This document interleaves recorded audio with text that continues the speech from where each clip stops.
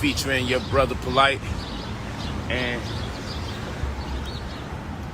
I want to talk to you guys today about entitlement and how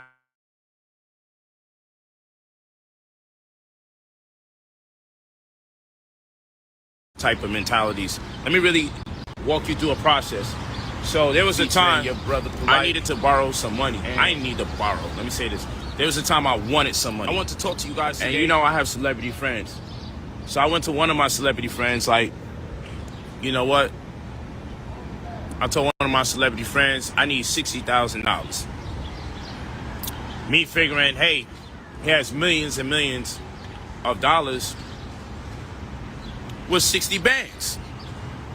So he was like, you know, he got this, that, and the third going on. And, you know, he's trying to make this, that, and the third happen. And I was like, what kind of capping ass? Yeah, I'm looking at him like Captain America. Like, bitch, I know you lying.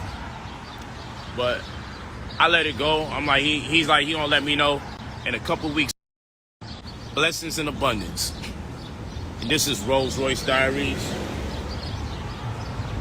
featuring your brother Polite. And I want to talk to you guys today about entitlement and how many people have a false sense of entitlement and how we don't want to become any of those type of mentalities. Let me really walk you through a process. So there was a time I needed to borrow some money. I didn't need to borrow. Let me say this. There was a time I wanted some money. And you know I have celebrity friends. So I went to one of my celebrity friends like, you know what? I told one of my celebrity friends, I need $60,000. Blessings in abundance. And this is Rolls Royce Diaries featuring your brother Polite. And I want to talk to you guys today about entitlement and how many people have a false sense of entitlement and how we don't want to become any of those type of mentalities. Let me really walk you through a process. So there was a time I needed to borrow some money. I didn't need to borrow. Let me say this. There was a time I wanted some money. And you know I have celebrity friends. So I went to one of my celebrity friends like, you know what? I told one of my celebrity friends, I need $60,000.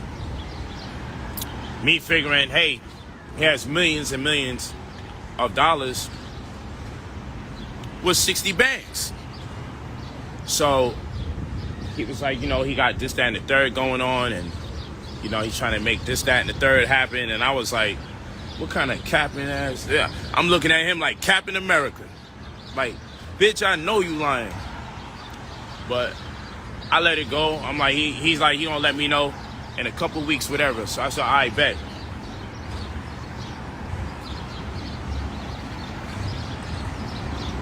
So now, there's another occasion where I asked a different friend of mine who had the money, not necessarily a celebrity, but just has the money. And I say, you know what? Yo, fam. Say, you know what? I need like, I lowered it. I need like 20 bands. I said, can I have 20 bands? I'm in a little situation. Cause I just knew if I get this money, I'm gonna be able to do big things with it. So I'm like, man. So my hustle was, man, I'm starting to know these famous fucking people and these wealthy people. Let me ask for some money. Other niggas said no. So I'm like, man, what kind of capping jack shit is this? Everybody capping. So I said to myself, man, I went home and I really got upset and I had to introspect. So I prayed, I meditated, contemplated, then I introspected. The powerful thing about introspection is when you ask yourself why you think what you think and why you feel what you feel. So I had to ask myself, why am I feeling the way I feel? Why am I upset with people who worked hard for their money and I'm just expecting them to give it to me? Just because I feel they have enough to give to me, why wouldn't they give it to me? I then realized I had no right to be upset because I really introspected. I'm like, why I feel the way I feel and why am I thinking the way I'm thinking? I ended up being embarrassed and ashamed of myself for thinking in that manner. I was embarrassed for feeling so entitled to someone else's money that I would be upset with them because they didn't give me what I knew or felt they should have been able to give me without compromise to their finances. So now, where does this take me? I'm gonna tell you exactly where this takes me. After my meditation, I'm like, man, how can I figure this thing out? So I go back into deep contemplation. And I get this idea. One of my friends is a basketball player. I get this deep idea. One of my friends is a basketball player that I asked for the money. So I went to this sporting goods store. And when I went there, I said, hey, I can have such and such basketball player come here and he'll sign the basketballs and he'll take some pictures for $15,000. And they was like, man, if you could do that, we only need them. I said, it can't exceed an hour. We only need them for 45 minutes. I said, great. So I go to the same franchise and I replicate the same proposition. For $15,000, I could have such and such come here, sign the basketballs and take pictures with fans, but it won't exceed an hour. Said, deal. Long story short, I got 10 of these stores that were willing to do this. This is a person he's playing for the Knicks, playing for the New York Knicks. So I got 10 stores to all agree to paying $15,000 for my friend to take pictures for 1 hour, sign some basketballs. So I went back to the same friend of mine that didn't give me the $20,000 or $30,000. I went back to the $60,000. This was actually the $60,000 friend. Actually, got it backwards. I went back to the same friend of mine that I asked for the $60,000, and I said, "Yo, fam," I said, "I apologize for putting you in that space. I don't never want you to be uncomfortable because we built a solid relationship. I don't want you to feel like, damn, now I can't be cool with my brother because he's seeing me as an opportunity that is one-sided." She said, "Nah, it's no problem, but I really was moving these finances around, everything and how it looks, and just being careful." I said, "Nah, no problem. You don't owe me no explanation. You my brother. I was wrong for that. But now, let me talk to you. Let me ask you this question." So he's like, "Oh shit." I said, "This is how I know I was too smart to be broke. So let me ask you this. What if I was able to get you paid $150,000? That's 10 stores times 15,000. So I said, what if I was able to get you paid $150,000? And I just need 10 hours out your time, and you could divide it 2 hours for 5 days, 10 hours in 1 day, 5 hours for 2 days. But here's the thing. I just need you to put the 10 hours in." He said, 10 hours to do what? I just need you. I said, first of all, if I could get you paid $150,000 for only 10 hours, $15,000 a day for an hour, and so forth and so on, just breaking down the ratios. He said, "Man, if it's no compromise, shit." I said, "How much would you give me?" He said, "I give you 30%. So I said, "Oh, okay. So 30% of 150,000. I said, "That sounds pretty good. That sounds like I'm gonna make $45,000, right?" So he's like, "Yeah, absolutely, 45,000, and I'll throw you an extra 5 bands, and you can keep the 50. And so long as I make 100,000, I'm good." So I said, "You're gonna give me 50,000." He said, "So what is it you talking about?" "All I need you to do is take pictures with fans and sign basketballs." He said, "That's it?" And I said, "I got 10 stores that's willing to pay you $15,000 each. 10 stores willing to pay you $15,000 each by the hour. Some of them, you only need to be there for 45 minutes. He said, "Man, sign me up." "How the fuck you did that?" I said, "I TTP, and after that, I TTMP. "Huh?" I said, "I talk to people, and after that, I talk to more people." I said, "I imagine you're so big and popular, it might look a little weird if you walk into stores saying, 'Hey, can I make some money off y'all?' But I said, I'm the so-called person in need, and I wanted to make sure there's some reciprocity. I wanted to make it where it was mutually beneficial to both of us." because I'm still in need of this money, but I know I'm too smart to be broke. And he said, man, you need to keep that terminology. I said, what? He said, I'm too smart to be broke. He said, you need to keep that. Damn, that's powerful. So long story short, I made my money, right? Not only did he give me the $45,000, which represents 30% of the 150 grand, he also gave me the $5,000 on top of it, right? Which was the $50,000 now out of 100 grand. And then he attempted to give me the 60. And I didn't take it.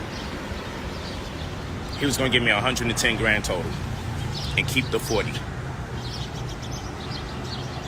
But I wanted to say me being told no was the best thing that ever happened to me in my life as far as the world of finance. Me being told no and me going into prayer, meditation, contemplation, and then introspection, me being told no was the most powerful thing that has ever happened to me.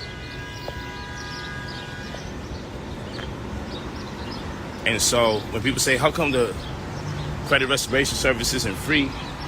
You guys got to understand the power of working and for yours, of being creative to get to the point where you need to go.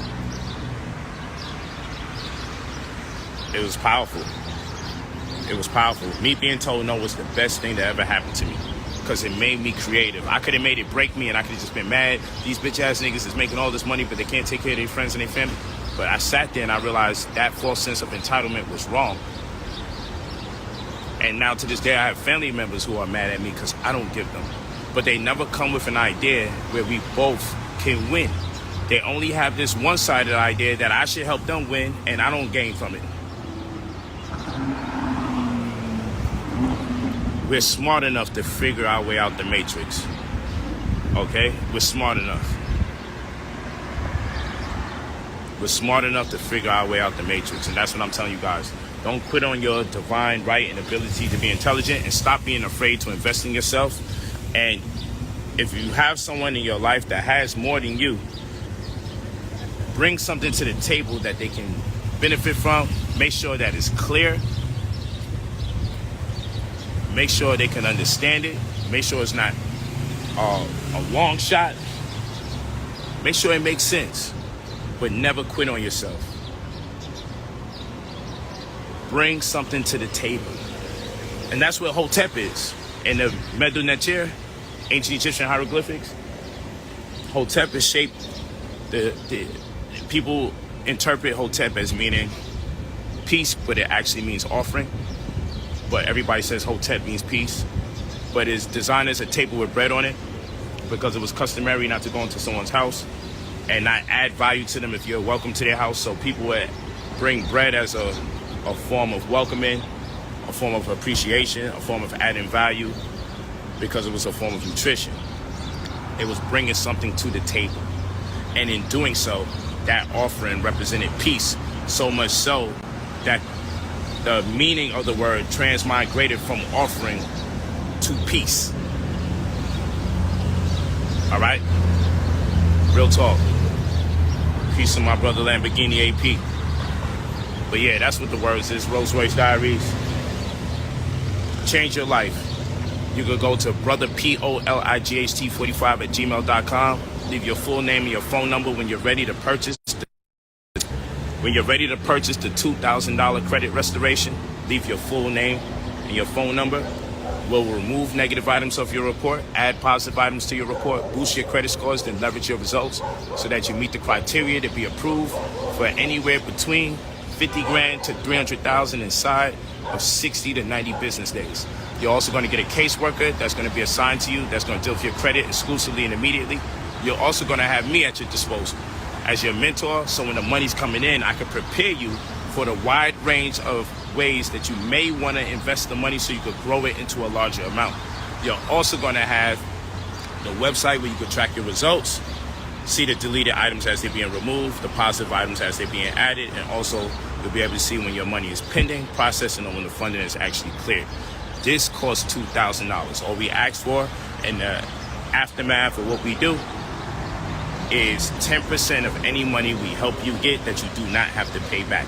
Yes, we'll also help you get credit cards, and that'll amount to over $500,000 in equity. Credit cards, that's stuff you pay back when you use your credit cards.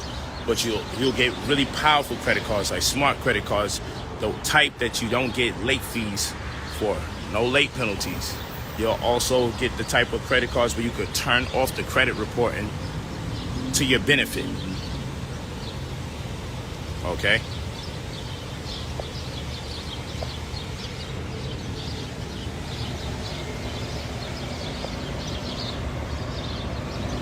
You go to brotherpolite45@gmail.com. You leave your full name and your phone number. But bring something to the table. Bring something to the table. I was wrong to feel entitled to someone else's bread and be upset with them. It's only when I brought something to the table that I truly realized the power of my mind and the potential that I have yet to unleash. Real talk. Real talk.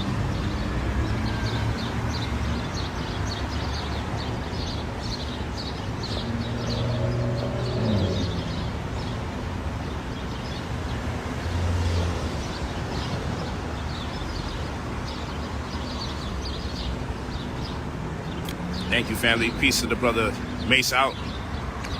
Mace out has made over 6 figures working with us.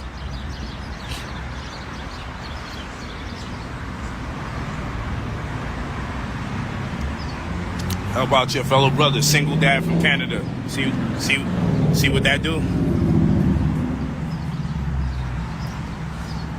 Single dad doesn't mean that you're struggling, because a lot of single parents are making a lot of money. See, so we got to get to the specifics, and I'm not saying this to knock you or belittle you. Maybe you haven't seen the beginning of the stream. I want you to be in tune. But yeah, you go to brotherpolijht45@gmail.com, and you leave your full name and your phone number whenever you're ready. Talk to me nice. Rolls Royce Diaries. This one of my proteges here too. He bi-coastal now. He live in Miami and he live in LA. Miami to LA. I got residences both spots, right? Nigga just got him a new Beamer. Now he drive Beamers both places. He a BMW guy. You know what I mean? This is his third one actually. Yeah. Nice enough to chauffeur me around when, just getting right and not, but I'm about to go hoop on the real. I'm about to go play basketball. With blessings and abundance, email us, leave your full name and your phone number when you're ready to change your life, change your disposition. It's Rolls Royce Diaries. Too smart to be broke.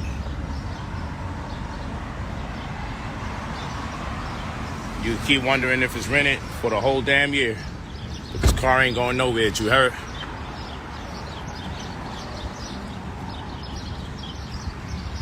Rolls Royce Diaries. Call me Don P. That's why they call me Don P. Leave your full name and your phone number. Only when you're ready. You ain't got to call me and tell me you're almost ready. Leave your full name and your phone number when you're ready to spend your $2,000 to change your life. Invest in yourself and stop being so afraid.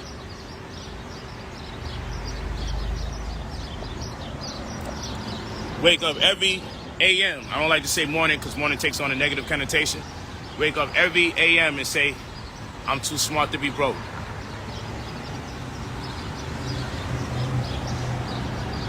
Stream over with now. I'm talking that talk, man. Love you guys though, for real talk. Hey gang, you ready? Hey Snag, we about to get out of here, you heard? Let's roll out. Let's roll out, you heard?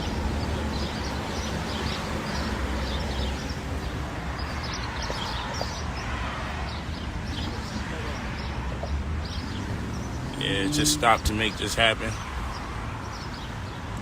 You feel me? Love my life, but the door is suicide.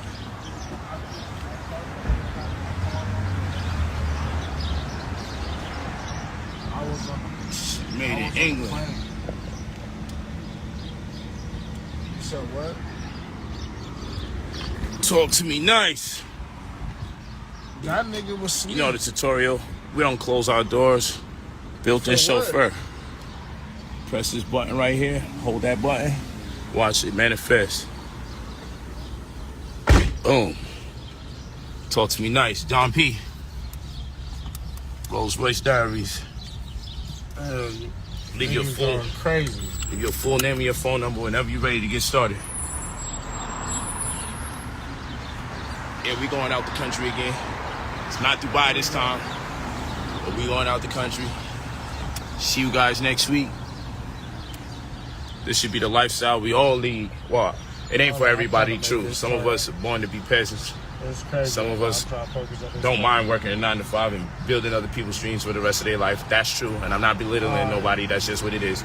But others of us there's always been something inside of others of us. There's always been something inside of us that just knew it's not us. It's not for me. You know, we're gonna be masters of our own destiny or what? Talk to me nice. Blessings and abundance. Aswuda Kador. Black Power. Hotep Wabarakat. Peace and blessings. And last but not least, in our living language, Nduasusu, the living language, Iluvu, perpetual success. Love you guys. It's just not in some of us. Some of us was just designed different. We know it don't feel right working 2/3 out of our day. 9 to 5, 8 hours, go to work for. Takes an hour to go to work, an hour to come back from work a 9 to 5. It's 8 hours, 9 to 5, going to work 1 hour, come back from work, it's 10 hours, go to sleep at least 6 hours, though they suggest we should do 8. Average person sleeps for 6 hours. That's 2/3 of your life. The other 1/3, what you got left? To read, study, meditate, pray, vacate, socialize with your friends, socialize with your family and or your significant other and your children or child, cook, clean. But you know what? You're going to have to make a sacrifice because you only have 1/3 of your day left, which is 8 hours. There's not enough time to consolidate all of that in there. So in order for you to accomplish the rest of your day, you have to subtract probably reading, studying, meditating, probably pray once a week. Shit get crazy. You're too tired for yourself. Pineal gland going to get calcified. You're going to become materially, your mind will be materially saturated or super saturated with material possessions, ideas, wants, and goals. It's not right. It's not good for the human spirit. We wasn't designed to be working 2/3 of our day or 2/3 of our life. Risk. Yeah. But let them tell it. Again, you spend $2,000, get access to anywhere between 50 grand and 300 grand inside of 60 to 90 business days.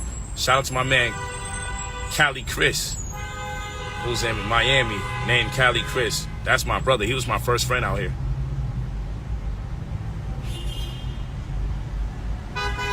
Shout out to my brother Cali Chris.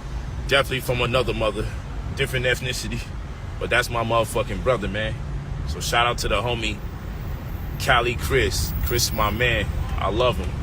That's my brother, man. Always show me love.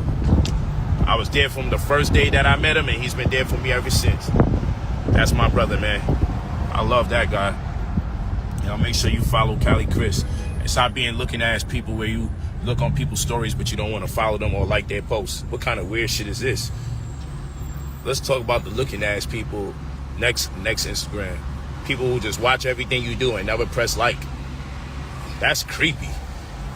Sure. That's kind of spooky if you ask me. But hey, to each his own, right? But email us at brotherpolight45@gmail.com. Brother POLIGHT45@gmail.com. Leave your full name and your phone number when you're ready to get started by paying your $2,000 to change your life. Looking ass people, that's what they be for real. You know how sick it is? You know people have a problem with love when it's because of their damn heart. If they were to show the anvil or a gun, I bet you would get more likes. Or a star. You would get more likes if the image wasn't a heart, because subconsciously and psychologically people are broken and they're hurt and they just emotionally stigmatized. That it's hard for them to share love or show love. But you know, share love is the Brooklyn way, but it's hard for them. I promise you. Pause. You know, it's difficult for them. Because think about it. If you look at your views would be 5,000 views right? And your likes would be less than 500. So how the hell do 5,000 people look at something and don't manage to just like? So it be looking like nobody gives a damn about the shit you posting. All the while, thousands of people looked at your post, but only 100 or 80 of them liked it. Like, even when I get my 14,000 likes, I throw up when I see I got 250,000 views. Like, god damn, only 14,000 people was willing to press the heart. Granted, some people will forget, but I'm telling you, it's the psychology behind people not pressing that heart, not giving up the heart, not showing love, not using the heart. People will watch your post, but it hurts them to press a heart or show love or give their heart to someone, because we're broken, we're traumatized, we're stigmatized from previous experiences. I'm telling you that. Real talk.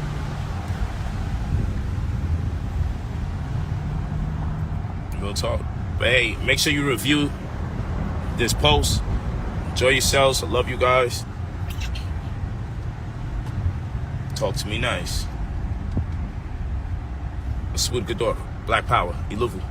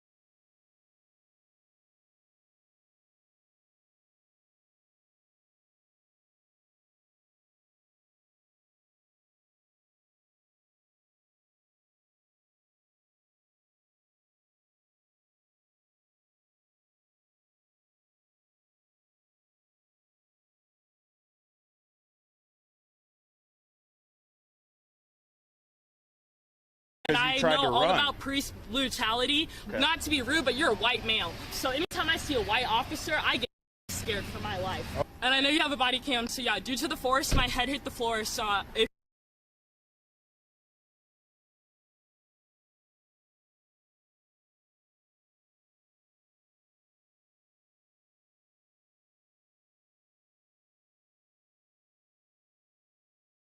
and I know all about police brutality. Okay. Not to be rude, but you're a white male. So anytime I see a white officer, I get scared for my life. Oh. And I know you have a body cam, so yeah, due to the force, my head hit the floor, so if you guys could do the concussion test whenever this ambulance get here. Hi, how you doing? Was I speeding? No, you weren't speeding. You don't have your back lights on. They don't turn on. They're automatic. These are auto lights that come on. Mm-hmm. So that's what's on right now. Okay. It only... You don't have any way to turn them on? My back lights? Yeah, so like a lot of times... When I brake? No, like your tail lights just aren't on at all. So when you brake your lights will activate, but like when you're just driving on the road regularly.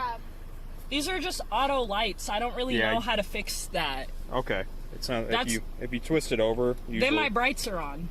Yeah. So yeah. And I don't know how to fix it. I don't think I'm allowed to have my brights on when I'm on the main street. Yeah, you're not. But there's got to be a way to have your backlights on.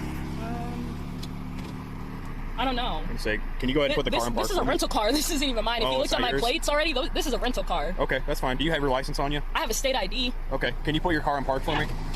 Okay. And do you have your ID on you? I have a state ID. Can you hand me my purse? The brown purse. No, the brown purse. What are you guys out doing? I'm taking them home right now. Oh, okay.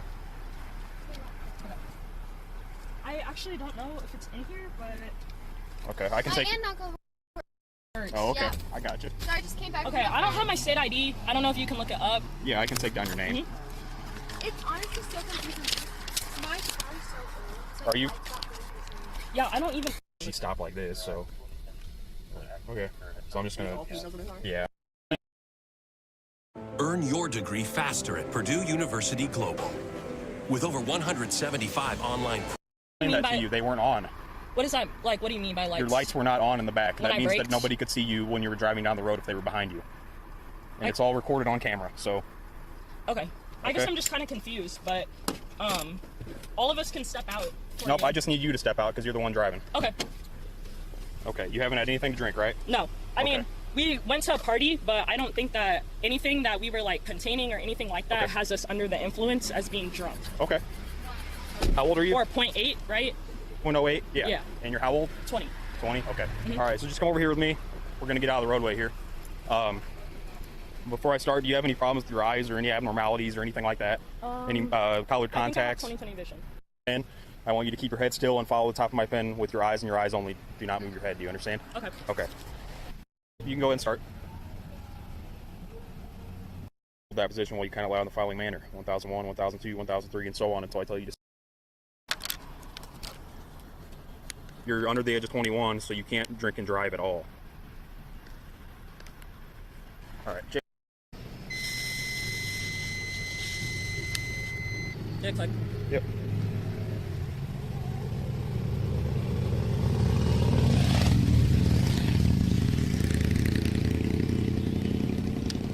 You're at a .103. Okay? 0.103, what does that mean? Under 0.8? That means you're over the legal limit. Okay. Okay, so you do have to be placed under arrest. Okay. Okay? Just put your So hands behind your back are you for gonna me. take them home? They're getting picked up. So. Okay. Okay. I appreciate you being cooperative. Yep. There you go. All right. So what did you say it was? Sorry. 103. 103? Can I look at it? .103. It's gone now. I just showed it Can to I you a blow second again? ago. Sorry, You're gonna I didn't get the see it. opportunity to blow again when we get back to the police department. Okay. Can I do it right now really quick? I didn't see it. I just showed it to you. I didn't look And at I told it. you. I'm sorry I didn't see it. No, Because we're gonna go back to the police department and then. Am I allowed to take everything out of that car? Is this your car? No. Whose car is it? A rental. Whose car? A rental whose car. rental? You Like can't Sam Lehman. Okay, you can't rent a Okay. Okay. Okay. Okay. Okay. Okay. Okay, ma'am. Okay. Okay. Okay. Okay. Okay. Okay. Get out. I literally get out.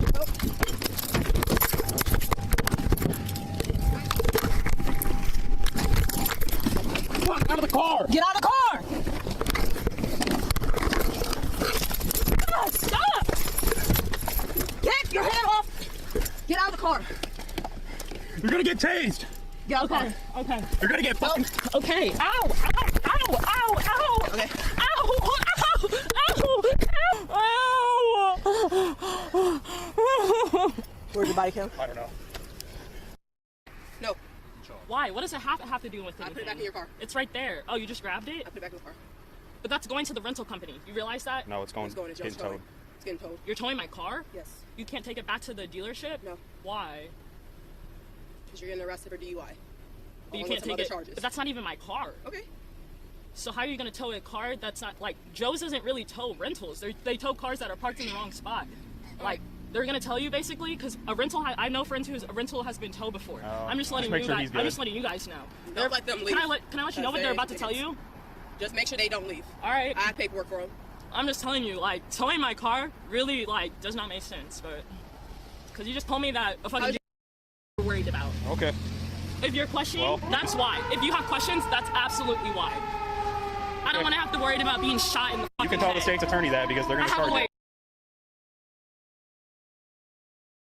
you. It looks like she has a problem and the answers.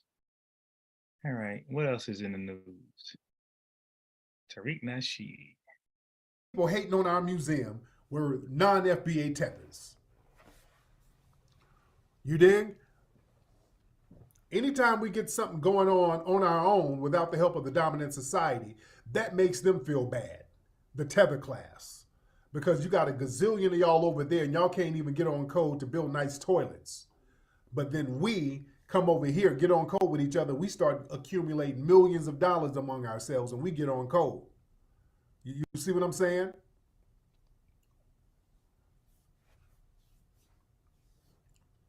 They give Russian credit for independence. Yeah, it's a lot of real janky stuff, man. So we're checking a lot of that stuff. We ain't going for that. We're not going for that stuff. We're checking it. We ain't having no more FBA disrespect. People ain't gonna be disrespecting us no more. Yeah, I'm done with that. I'm done with that nonsense. Because it's been going on long enough, and these tethers are getting checked, and then they get mad when they get checked. You are going to get checked. Now, all of that coming over here, eating off of us, and then disrespecting, that's done. I don't give a damn. Oh, you niggas are xenophobic by checking me. Stop all that. No, we ain't playing that game where you're going to project your bullshit onto us. You're getting checked. No disrespect. We ain't getting disrespect from the white supremacists. We ain't getting disrespect from tethers. No more damn disrespect. And that's another thing. Anytime we start talking about getting reparations, it's always some damn tether getting in the conversation talking about we shouldn't get nothing. Every time. That's why we had to start checking that. That's why we had to start checking people's background. Anytime we had a reparations conversation, all of a sudden some weird Negro that nobody knew popped up. Hey, brothers, why are we trying to get reparations? We don't need no reparations. I'm like, who is this nigga? Where is he from? Whose man is this? And nobody knew where these people were. Nobody knew who they were. Then we started asking questions. We started doing background checks on these people. And we started to notice all of these anti-reparation Negroes. Wait a minute. There's a foreign flag in their background somewhere. These niggas ain't even from here. These fools ain't even qualified to get a damn reparations check. Yeah, see, that's another thing. They start hiding their accents. That's another thing. They see the dude in the video, he don't know how to hide his accent yet. Because see, he's a direct immigrant. See, them first gens, they know how to hide them accents a little bit better. Those first generations, the first generation immigrants, they can hide their accents a little bit better. And you can tell them because sometimes they go overboard with the accent, with the FBA accent. They try to have a FBA slang accent, and then they kind of go overboard. You know? Okay, now listen to this. Boy, the nerve. My breath is back to normal, gums are back to normal. I didn't have to do any rigorous surgeries or anything crazy. So basically, the severe pain disappeared, the gum bleeding has stopped, and the pain in my teeth started decreasing slowly. Pretty much had brand new sets of teeth. I just took it and it worked. After 10 days or so. The nerve and the delusion. Listen to this dude here, ladies and gentlemen. Listen to this dude here. All right? Quick question for you. Do you know how much you actually weigh? Well, this might sound crazy, and it's actually a little disgusting, to be honest. And a lot of people have to.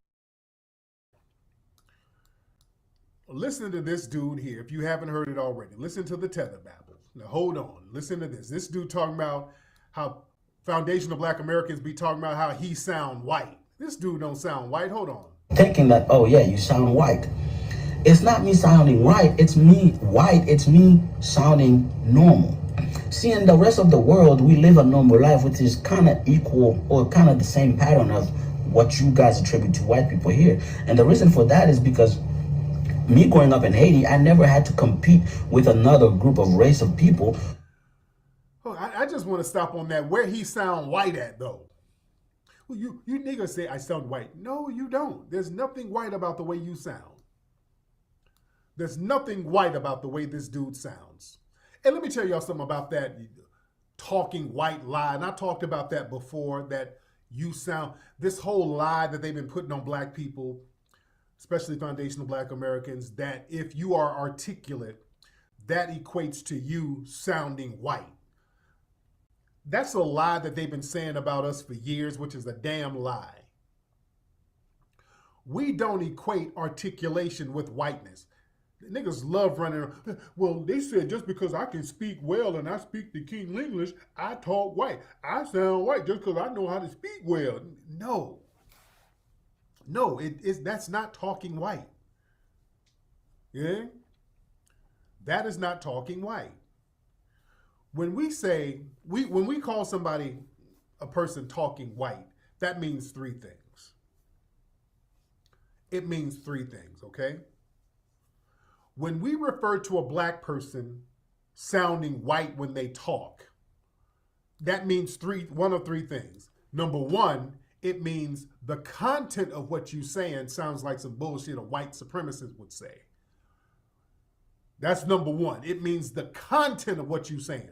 So if you come around here saying, you know what, the police be out here shooting black folks, but what about black on black crime? Like, nigga, you sound white.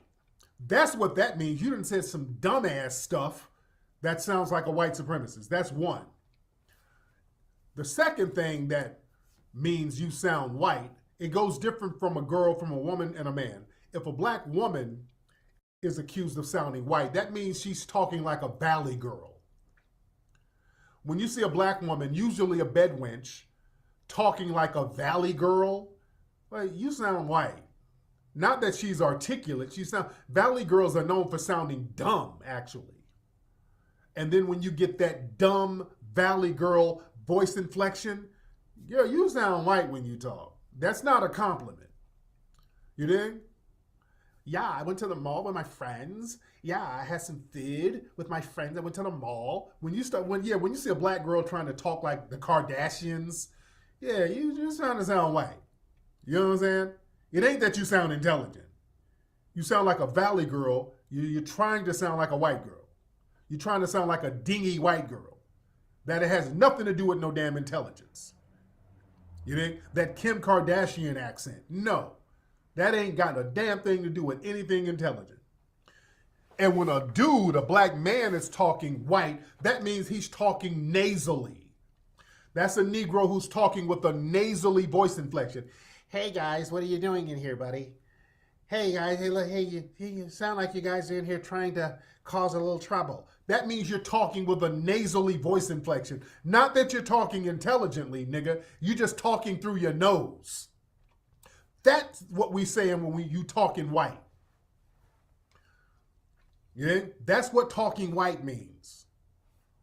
Yeah? Oh my God, you guys are really just... Well, you guys say I sound white because I'm so intelligent. No, nigga, you're not really intelligent. You're talking through your nose like a white boy. Yeah? You sound corny. That's what we're talking about, nigga. Ultimately, it means you sound corny. You did? It's an Urkel thing. Yeah, you sound like a cornball. That's what we mean, fool. You're not intelligent. That's you trying to pat yourself on the back. Well, yeah, they don't want to hang with me because I'm so smart. No, you're not. You a cornball. Yeah?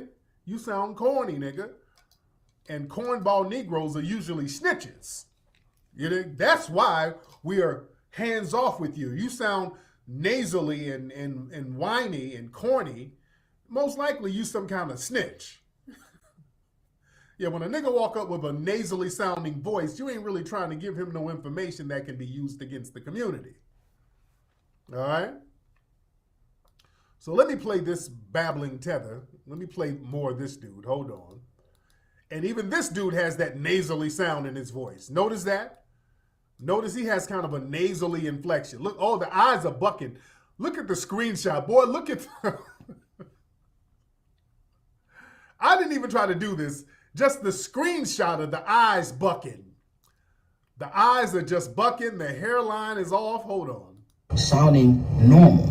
See, in the rest of the world, we live a normal life, which is kind of equal or kind of the same pattern of what you guys attribute to white people here. And the reason for that is because me growing up in Haiti, I never had to compete with another group of race of people to be different than them. You guys have been competing for so long and did not want to be like white people. So you guys start developing your own culture so you can be different from white people. So you develop this gangsterish mentality. What's up, man? What going on, brother? What's up? You really, nigga? So we developed a Haitian dude telling us that we developed a gangster mentality? Really, dude? The delusions. Do you know how many gangs are in Haiti and Florida? How many Haitian gangs are in Florida? Shout out to the Zoes, and I'm cool with a lot of the Haitian gangsters, but nigga, if you don't stop, we developed a gangster mentality. Do you know how ruthless some of the Haitian gangsters are? Really? And the Haitian Creole, which is not the French Creole, and the Haitian slang that they have? Okay. Boy, the nerve, man. Hold on. White people. So you develop this gangsterish mentality. What's up, man? What going on, brother? What's up? You sag, you drag, you nap your hair, you let your hair go dirty. I'm staring in Kodak Black right now. I'm staring in Kodak Black disbelief. Really? We let our hair go nappy and dirty. Oh. A Haitian dude is telling us we let our hair go nappy and dirty. Okay. The nerve. Really, dude? We go dirty? Family, look, I don't want to be disparaging. Has anybody here actually been to Haiti before? I've been to Haiti before. Boy, and this is a projection. See, a lot of these folks, they know a lot of us over here have not been to Haiti before. So they try to paint this picture. You do know something, and I filmed in Haiti, and I got a lot of love for Haiti, but we've seen Haiti before. Some of us have been to Haiti before. Dude, if you don't stop. The audacity. Look, and I'm not going to disparage Haiti because some of the brothers and sisters over there, they got a good spirit, but it's not popping over there. You know it's not. Come on. Y'all can't send y'all These are the Sambos this is from the Sambo class that turned on Dessalines and some of the real riders out there.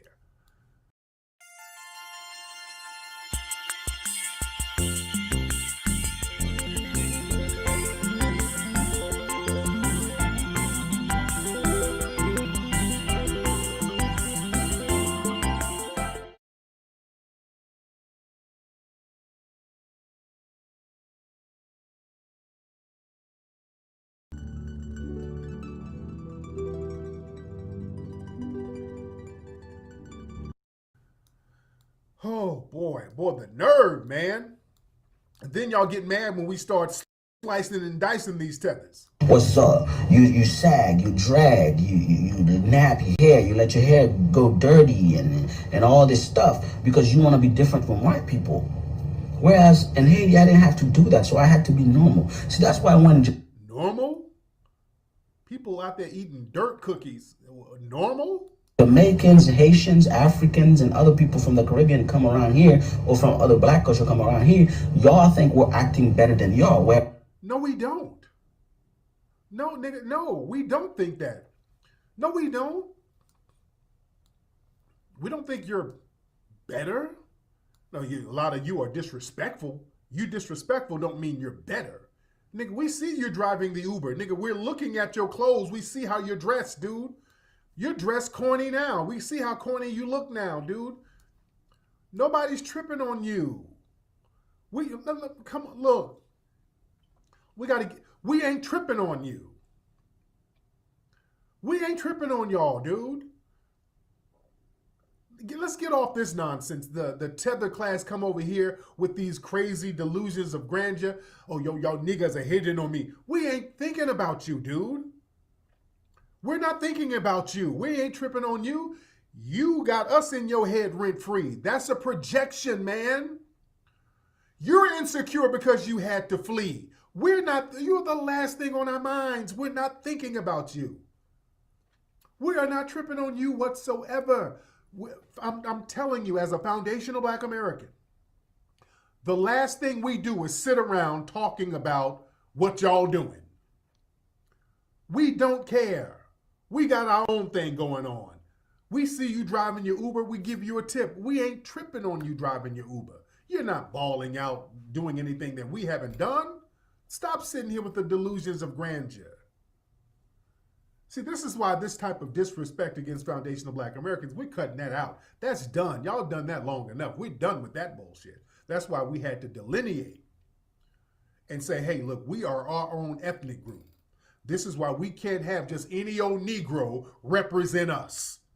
That's why we had to cut the spigot off and say, hey, we ain't letting everybody with some damn melanin act as our representative, because we got a lot of people who have contempt for us and they don't identify as us.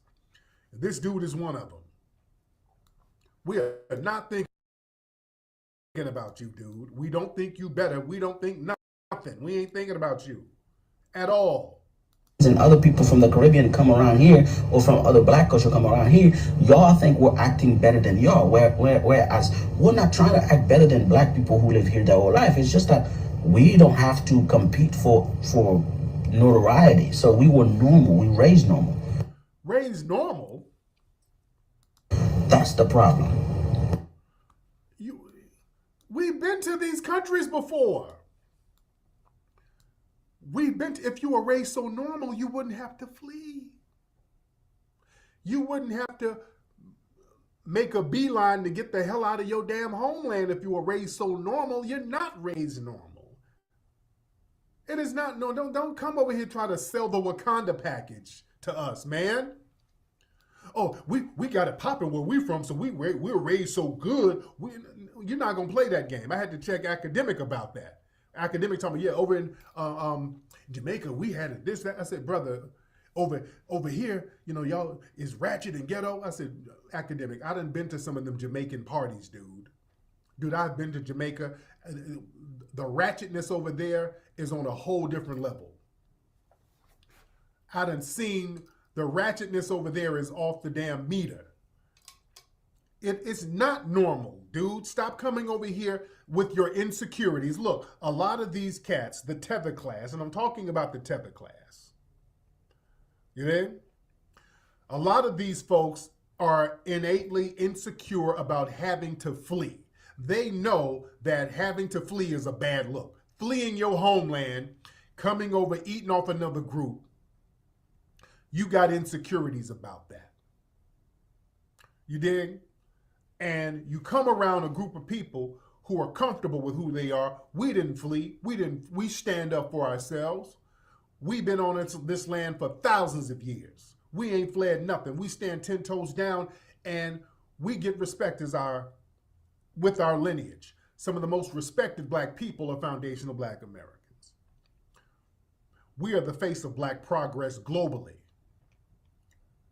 You understand? So then the tether class, they got to come over here and create these bogus narratives like you had Wakanda popping where you're from. Well, we were normal. You niggas were from the ghetto. We were so normal. We were raised different. That's why we come over here and thrive. No, you come over here and thrive because we made a lane for you to thrive over here.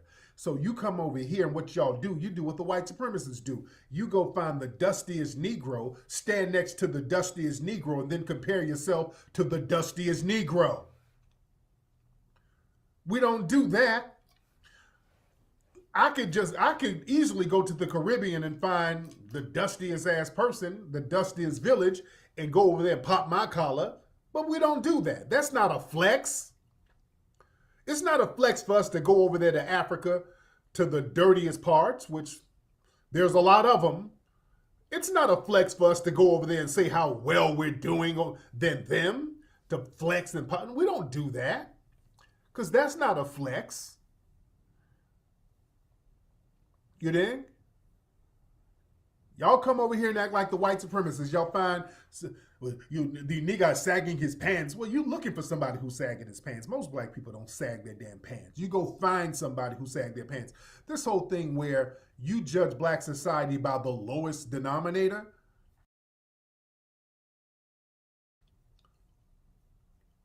You want to play that game. You don't want us to do that. If we go over there and find some of those kids with Sally Struthers and some of the big belly niggas and folks over there with flies on them and say, hey, look at this. Look at how well we're doing. Oh, this is a stereotype. See, you don't want to play that game. Yeah? You don't want to play that game. And yeah, that's beneath us to do that. We don't go over there doing that. We see how people are struggling over there. We don't go over there. That's not a flex for us. There's no joy in us seeing people struggling and starving. That's not a flex. In fact, foundational black Americans, it was us who made a lane for you to get up out of that. That's why I don't take no disrespect from no damn tether. Nigga, you come over here, you can do well because we made sure that you had a lane to get out that poverty from. We worked to help to get you out that poverty. We didn't like seeing that. If you look at some of the freedom fighting movements over in Africa, we were some of the ones initiating most of it. You look at many of the freedom fighting movements that's in Africa, it was us going over there initiating that. It was us going over there setting it off. You dig? We don't go over there wallowing in the and basking in the poverty over there to make ourselves feel better. We're not insecure like that. The fact that so many tethers come over here and find the dustiest Negro to stand next to, that's because of your insecurity. That's why most the tether class are always hating on us doing some progressive. Like when we're getting the museum, most of the people who were hating on us getting the museum were non-FBA tethers, even now. Most of the people hating on us getting the museum, it was all, that's why we made a meme about it. Where's that museum, nigga? It was most of the people hating on our museum were non-FBA tethers. You dig? Anytime we get something going on our own without the help of the dominant society, that makes them feel bad, the tether class. Because you got a gazillion of y'all over there and y'all can't even get on code to build nice toilets. But then we come over here, get on code with each other. We start accumulating millions of dollars among ourselves and we get on code. You see what I'm saying?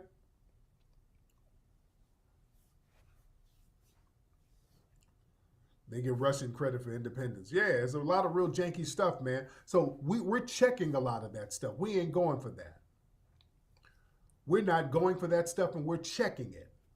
We ain't having no more FBA disrespect. People ain't gonna be disrespecting us no more.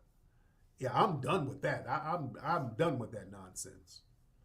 Because it's been going on long enough and these tethers are getting checked and then they get mad when they get checked. You are going to get checked. Now, all of that coming over here, eating off of us and then disrespecting, that's done. I don't give a damn. Oh, you niggas are xenophobic by checking me. Stop all that. No, we ain't playing that game where you're going to project your bullshit onto us. You're getting checked. No disrespect. We ain't getting disrespect from the white supremacists. We ain't getting disrespect from tethers. No more damn disrespect. And that's another thing. Anytime we start talking about getting reparations, it's always some damn tether getting in the conversation talking about we shouldn't get nothing. Every time. That's why we had to start checking that. That's why we had to start checking people's background. Anytime we had a reparations conversation, all of a sudden some weird Negro that nobody knew popped up. Hey, brothers, why are we trying to get reparations? We don't need no reparations. And I'm like, who is this nigga? Where's he from? Whose man is this? And nobody knew where these people were. Nobody knew who they were. Then we started asking questions. We started doing background checks on these people. And we started to notice all of these anti-reparation Negroes. Wait a minute. There's a foreign flag in their background somewhere. These niggas ain't even from here. These fools ain't even qualified to get a damn reparations check. Yeah, see, that's another thing. They start hiding their accents. That's another thing. They see the dude in the video, he don't know how to hide his accent yet. Because see, he's a direct immigrant. See, them first gens, they know how to hide them accents a little bit better. Those first generations, the first generation immigrants, they can hide their accents a little bit better. And you can tell them because sometimes they go overboard with the accent, with the FBA accent. They try to have a FBA slang accent, and then they kind of go overboard. You know?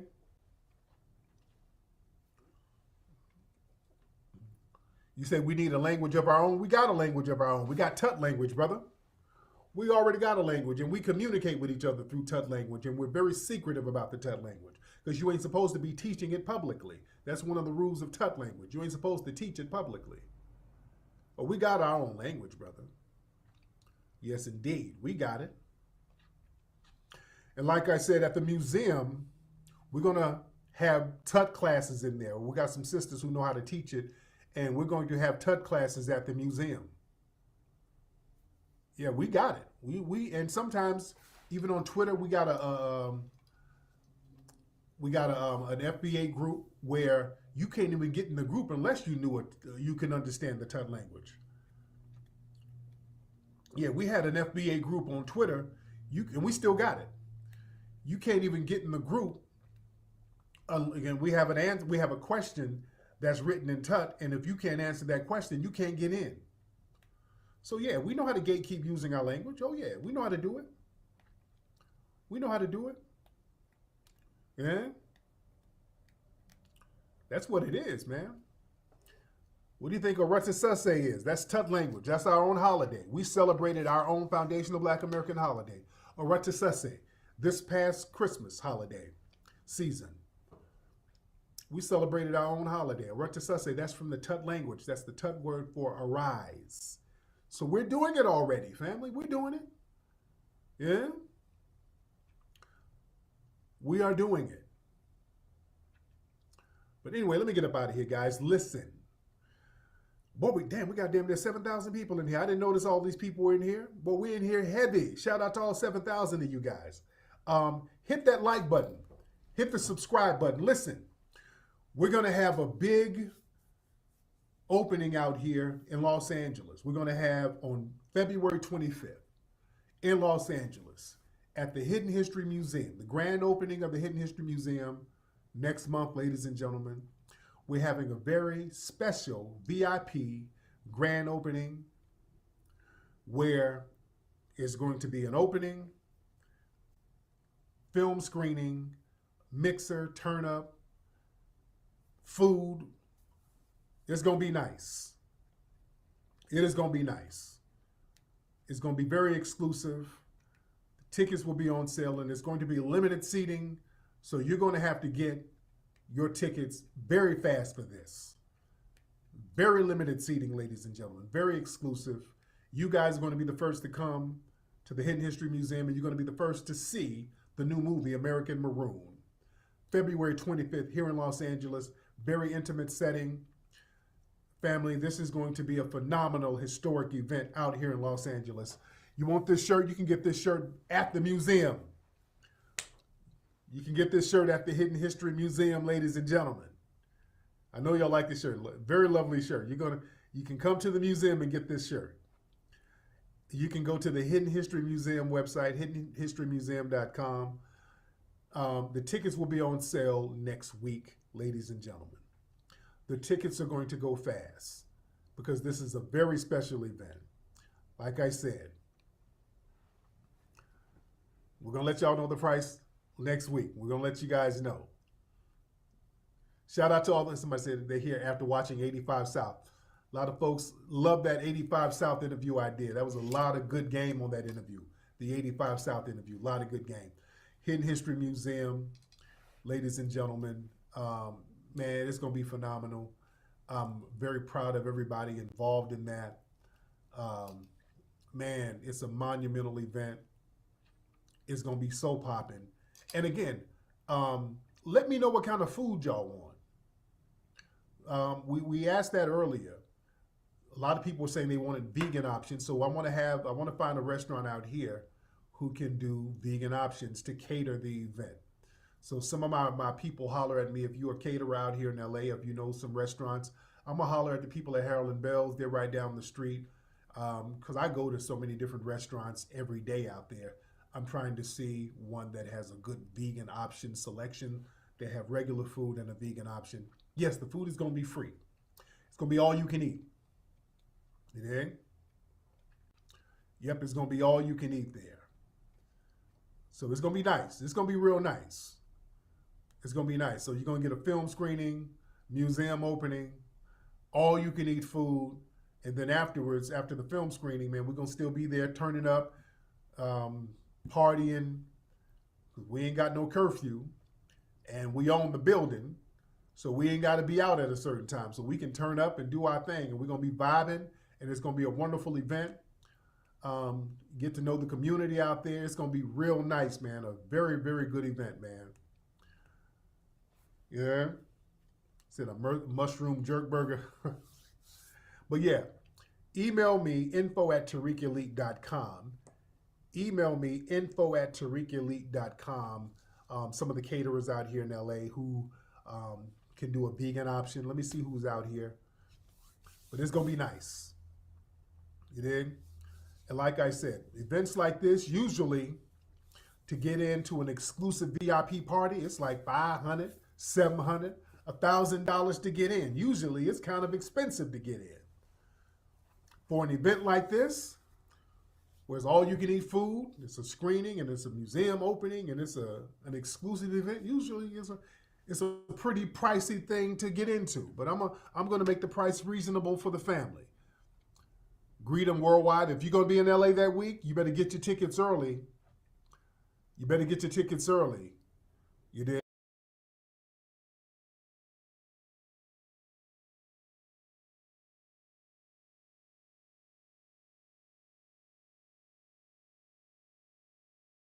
You're speaking modern English. There's an old English that we probably couldn't even read if it was put in front of us.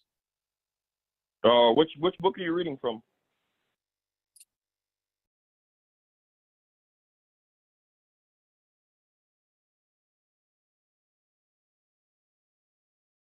The Bible you speak? Yes. Yeah, the KJV, King James. King James Version, okay. What was that, 1611? I'm also using the Blue Letter Bible because there's breakdowns behind some meanings on certain topics. Because you have to go into the Greek and the Hebrew translation for those words and the meaning in that time that they were being used in that form. Like one example where we go through Matthew. To Israel or not? They cannot become Israel. They can be adopted the law. They can adopt the law, but they cannot be Israel. Israel is an identity. Israel is a people. They cannot be Israelite. You can't be a Canaanite and then say, I'm an Israelite now. Your genetics don't automatically change because your ideas change. So is Caleb not classified as an Israelite, even though he's from the tribe of Judah? There was some... where is this? Romans 9 and 4. Right. No. This is where it talks I about really want to just going deal forward. with Caleb because you're trying to you're brought up moving Caleb. the We're goalposts. talking about a whole bigger scale. You're bringing up one person. We're talking Right, about a because bigger that scale one of the grand person scheme of proves what you're. salvation. I'm focusing on that one person rather than chasing around the Bible, because you're not dealing with that one person who I'm How showing. are you supposed to prove the points in the Bible? You're told to go from precept to precept. Right. Here a little, there a little. You completely misunderstood precept for precept, but that's by not by. What I'm showing you is that what you are asserting is factually and biblically incorrect. And if you read Romans 9 and 4, it tells you who that adoption was going to. Who are Israelites, to whom pertaineth the adoption, and in the glory and the covenant and the giving of the law and the service of God and the promises. That's Romans 9 and 4. The adoption is for the flesh. The people that were for the flesh, these were people that were outside of the land of Israel. They did not have these laws with them.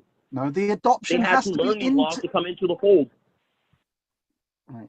And a lot of these people were Israelites residing outside the land, among heathen nations, living like the heathens. Right.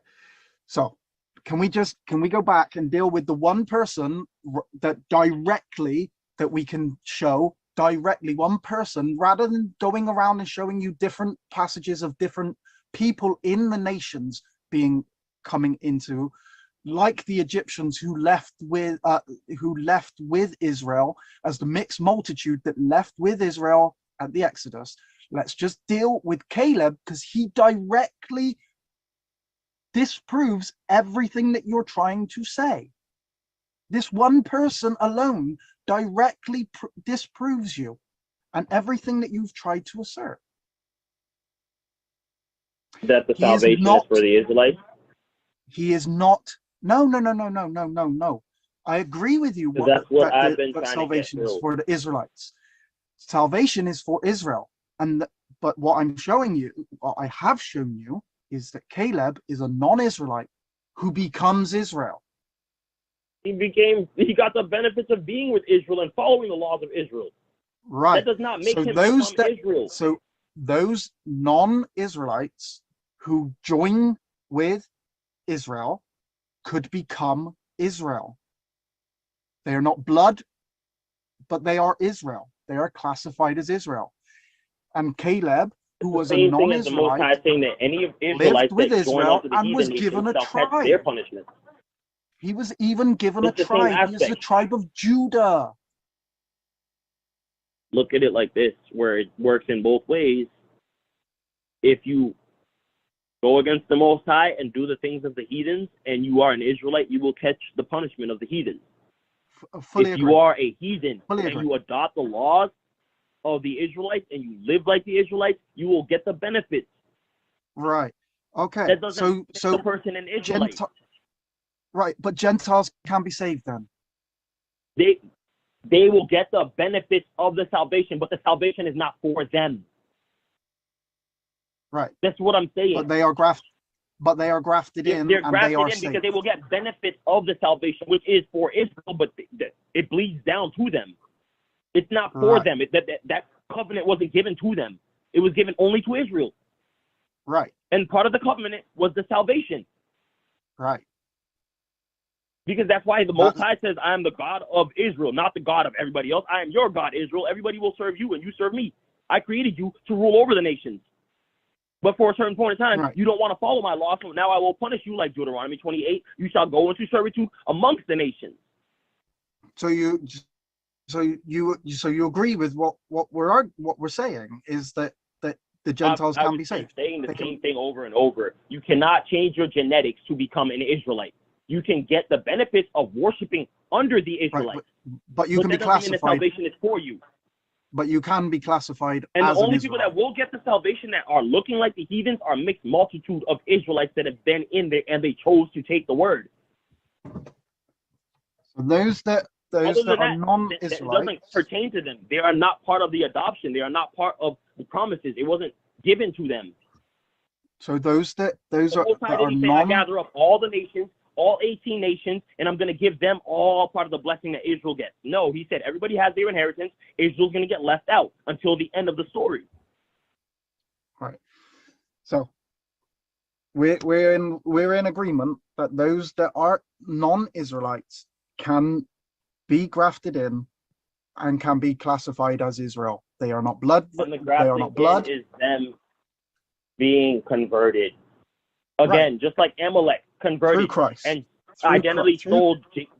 In when it comes through Christ, we are through Christ we are grafted in through the adoption, because we are through the adoption of Christ. Yes, this is after the establishment of the kingdom. But that initial salvation, when the whole tribulation is going down, this is only for Israel and the mixed multitude of Israelites spread across the other nations. After the kingdom is established, the other nations will have the chance to come into the fold of that. Where does it say? Where does it say that only Israelites will be in the millennial reign, and that the other nations are then allowed to have another go at it, basically, after the millennium reign? I never said that. I said that Israel will gain their power upon the return of the second coming.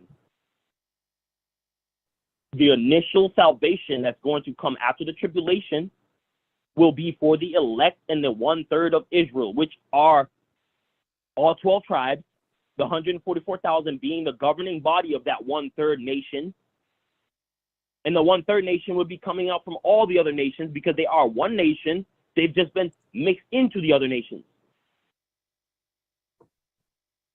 After that kingdom is established and the 1,000-year reign and the servitude has been paid in full, then the other nations will have the ability to come into the fold and worship the same way. And this is why Isaiah 4:1 is so key, because it tells you that a woman's salvation, she'll be looking at a man as the shelter from a storm. The Israelite men will be the most valuable thing on the earth when the salvation comes, because that's the only thing that's going to keep them from the destruction, from the wind, the destroying wind that the Most High said he's going to put upon the earth, starting here in Babylon. These women, the only way they will have, again, there's no immaculate conception, because the only way they have salvation is by bearing the child of the elect. Well, you've been debating the immaculate. Well, it says that 7 women shall claim on to one man, Yeah, no, asking for him to pretty much take their reproach away. You haven't been doing the Immaculate Conception. You've been doing the virgin birth. I think. Yeah, we were talking about virgin birth before, and I had to prove that the virgin birth is not true because you need a seed line to hand down the seed. And if the man carries the seed and he plants it in the woman is not the carrier of the seed. So where did the seed come from?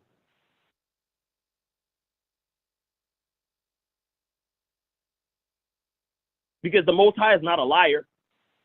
I've never seen a woman produce without sperm from a man, which is why the whole thing about court systems and child support exists. You seen Mary do it. Huh?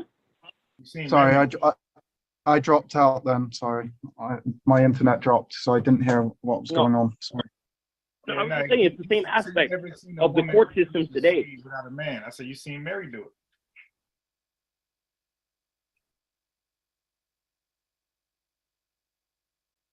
You said something? Yeah, I said you seen Mary do it. So that debunks that argument you got. I can't hear you. What?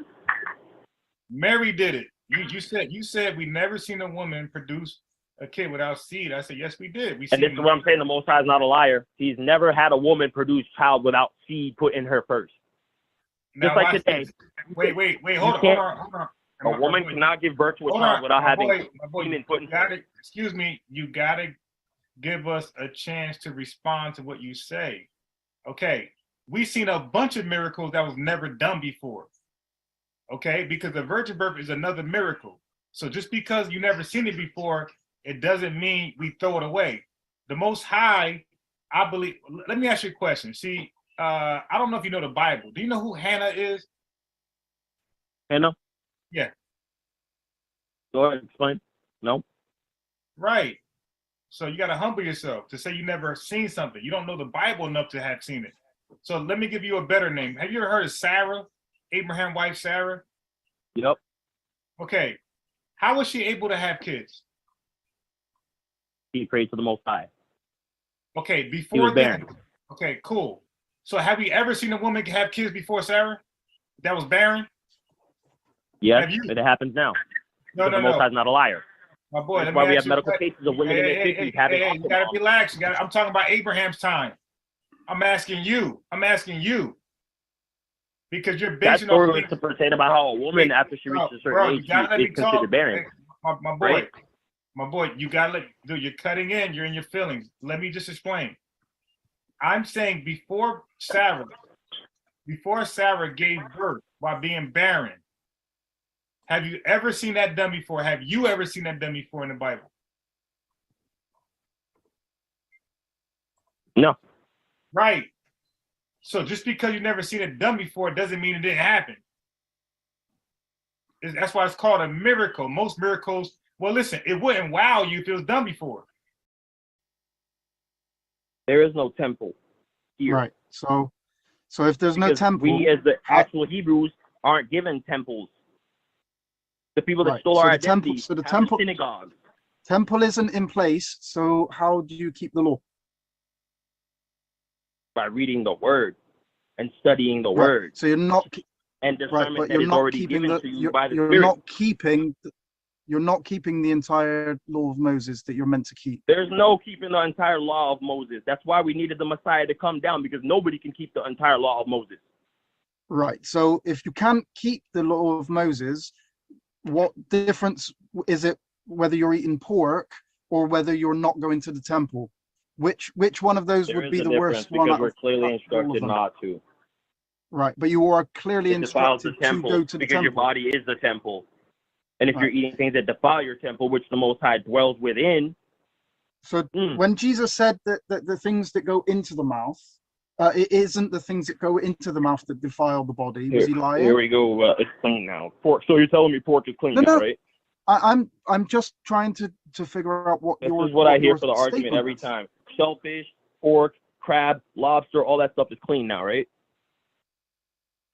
No, what I'm saying is that I'm trying to just show you that you don't keep the law, and you're then telling somebody else that they don't keep the law. When did I say that?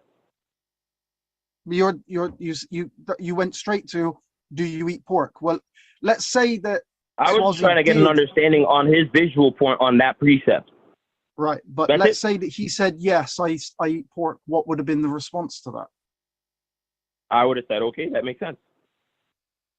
Because Right. your belief system aligns with it. Right, but if the eating pork, if you cannot keep the law, does it matter which law that you're not keeping?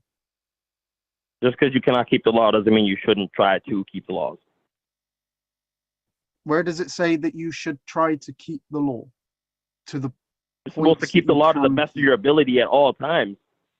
But of course, we're in corruptible flesh. This is why it's hard to do that. Which is why we need the Messiah to come down and be that sacrifice. Yeah. Because every time we would have to kill animals, there wouldn't be too many animals left on the earth. So if the law is meant to be kept, but it's impossible to keep, that's why you would need a savior in order to take away that law, yeah? So that you don't have to keep it anymore. And who was the law given to? Because you can. Who was the law given to? The law was given to Israel. Okay.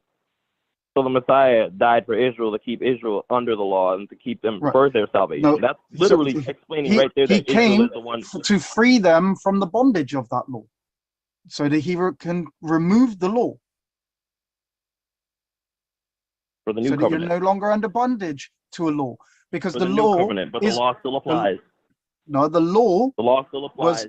The law was to show you the schoolmaster, but after the schoolmaster, you no longer are under the bondage of the law. It was only until the schoolmaster should come. There's a good word there, until. What happens, what does that word mean, until?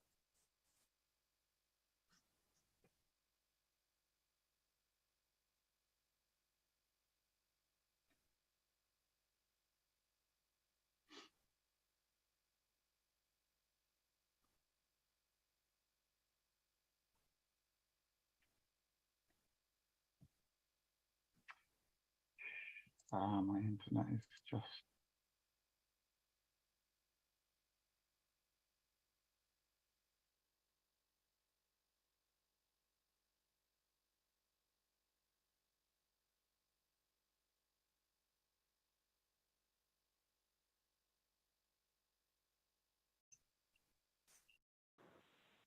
What happened to LJ?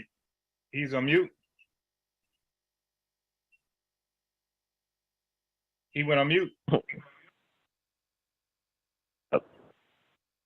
the Levites are the connection to the spirit world for the Most High. Okay. They are the mouthpiece to instruct the rest of Israel. Right. So if he is of Judah and the law remains, how can Jesus be the high priest?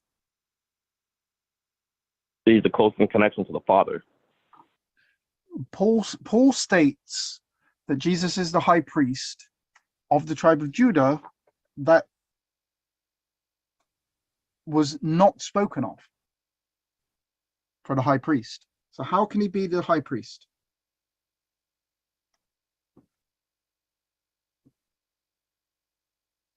Okay, what are the qualifications for a high priest? So the high priest must be a Levite, specifically of the tribe, specifically of Aram. So they can't be high priests of the other tribes?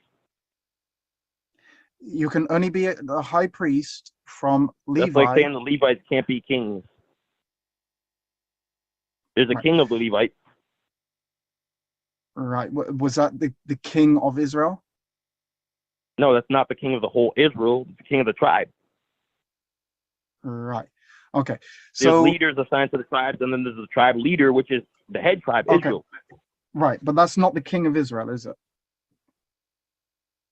So the high priest... No, Judah is the king of Israel. Right. And the high priest comes from Levi through Aaron. But Jesus cannot be both. No, because he's a one tribe or the other. So if the law still remains, how can he be the high priest? And why does Hebrews 7:12 tell us that by necessity, with the change of priesthood, the law must change as well.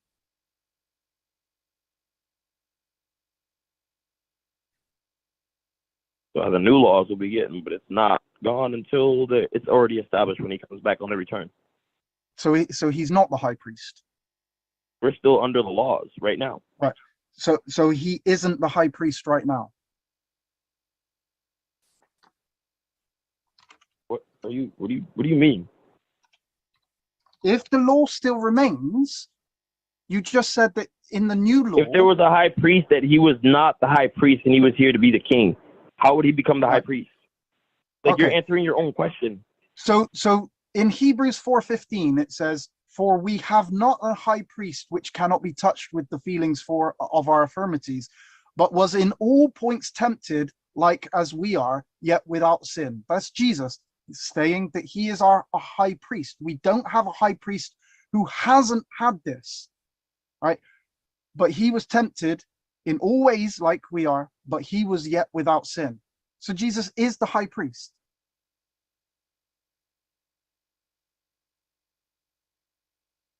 Verse 14. I don't know if I'm... Right. Verse 14. "Seeing then that we have a great high priest that is passed into the heavens, Jesus, the Son of God, let us hold fast our profession." So if Jesus is the high priest, which he is, which it clearly states that he is the high priest, but he is not of Aaron, how can he be high priest unless the law has changed? Because the law changed because of him. Right. So Hebrews 7:12, for the priesthood being changed, there is made of necessity a change also of the law. The law has changed. You can't have the same law. You're trying to argue that the law remains, but the law has changed. I'm not arguing that there isn't a law. There is a law, but it isn't the one that you're appealing to. It isn't the Mosaic. I'm not talking specifically about the Old Testament law specifically. Right. Because certain things in the Old Testament still apply till now. It's just harder to do that in today's living standard. Which is why we needed the Messiah to come and change that. Because if he had to come back now without that sacrifice, nobody would be here to do it. Right. So let's talk about the food one. There's over 613 laws. Like, you're gonna ask me which laws will remain? Well, you were talking specifically about pork, about food. How would you prove that I just brought that up because it's a general thing that even the Ishmaelites that call themselves the Arabs and the Muslims today recognize that there was a reason why we were instructed in the Bible to not eat pork. Right. They're just willing to go to more of an extent for it. Right. I agree. They enforce that. But we also have verses that are telling us clearly, Peter does it, and Jesus says about it's not what goes into the mouth that defiles a man, right? That's what Jesus states. But Paul argues. I keep saying Paul, it's Peter. Peter argues that in fact, he was shown 3 times by God that what was unclean has now been cleaned. Right. So I'm just interested in this specific And that was law. talking about pork? That was talking about pork and meat specifically? I'm just interested into your understanding of that. That's what I'm asking. Was that specifically talking about the foods? He was using the food analogy, but it shows what it's actually is. There it is showing that it's got a physical meaning, as in the food that you consume that is no longer unclean because God has cleaned it. But also it has the spiritual meaning behind it, which shows that the Gentiles, which were once unclean, are no longer unclean. They can be, because the Israelites would not go out to the unclean. But now Jesus has died. He's resurrected. This is why Jesus says, now go to the ethne. Now you can go to the ethne, to the unclean. What you considered unclean, you can go to them now. And Peter was told 3 times to go to the Gentiles, and he wouldn't go. But God told him 3 times in the book of Acts, go to the Gentiles. Paul calls himself an apostle to the Gentiles. Right, but you're going to assert that these are Israelites, but these are the unclean. These are the ones that they were not allowed to go and speak to when Jesus says, I have only come for the lost sheep of Israel. Do not go to the ethne, to the Gentiles. Do not go to the Samaritans. But then when he dies and is resurrected, he now tells them, now go. Now you go to the which would ethne. fulfill the prophecy of the word spreading to the 4 corners of the earth. But for the time to come for the elect to get into the fold. Okay. Before the second coming. So this is why he told them if go only teach, because you don't know who you're sheep teaching of in those Israel, publics. right? So if he only came for the lost sheep of Israel, who are they? Who are the lost sheep of Israel? Are Israelites. Right. Okay. But who are they specifically? Who are they? They are lost, as in they are not under the laws. They are doing other things than they're supposed to be doing in their homeland. Right. Okay. So they're not the would be classified as what you would call Gentiles. Yes, Gentiles. Right. They're living outside of the land of Israel, doing heathen things with the heathen people they live among. Okay. So Jesus only came for them, yeah? So when he says, do not go to the ethne, to the Gentiles, but he's only come for the Israelite Gentiles, but he says, don't go to the Gentiles. That's the exact same group that he says do go to in the after the resurrection. So who are these ethne? Are they non-Israelites or Israelites? You said it yourself after the law was switched, right? You're Right. not. If you're an Israelite living outside of the law at that time, before the law was switched, you had the same punishment as.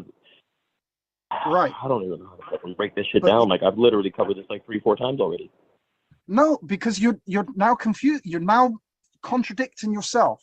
Because in that verse, he says, "Do not go to the ethne." When I'm telling you that the who people you are that were out saying, there were the mixed you're speckled saying birds, that the Israelites that were ethne, mixed those among the other nation, they needed to hear it. And if you judge the whole nation by saying, "Oh, it's a group of Canaanites over there," I'm not gonna go preach to them. Well, how do you not know that there's a couple Israelites mixed among those Canaanites? Yourself. You need to go over there to those Canaanites and preach, because while preaching to those Canaanites, you're gonna hear you mixed among those Canaanites. You've literally just contradicted yourself, because in the same verse where he says, "I've come for the lost sheep of Israel," who you say are the Gentiles, he says, "Don't go to the Gentiles." So how can he be saying, "Don't go to the Gentiles"? Because the Israelites were living like Gentiles, so they are counted as Gentiles. Just like the heathens are counted as dogs. There's analogies for certain things. He came for those. Israelites living That's in America would be me calling myself American in a modern day sense.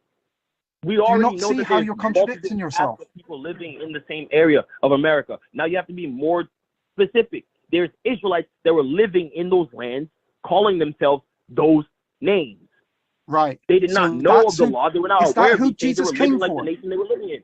Is that who Jesus came for? Go out there and teach these Gentile nations, because this is for the lost sheep that are mixed in those Gentile nations. Right. So Jesus came for the lost sheep of Israel, who are the Gentiles, but Jesus said, "Don't go to them." But then when he rose again, he said, "Go to them." So he literally came for the lost sheep of Israel and then stated, "Don't go to the lost sheep of Israel." But then when he rose from the dead, he said, "Go to the lost sheep of Israel." How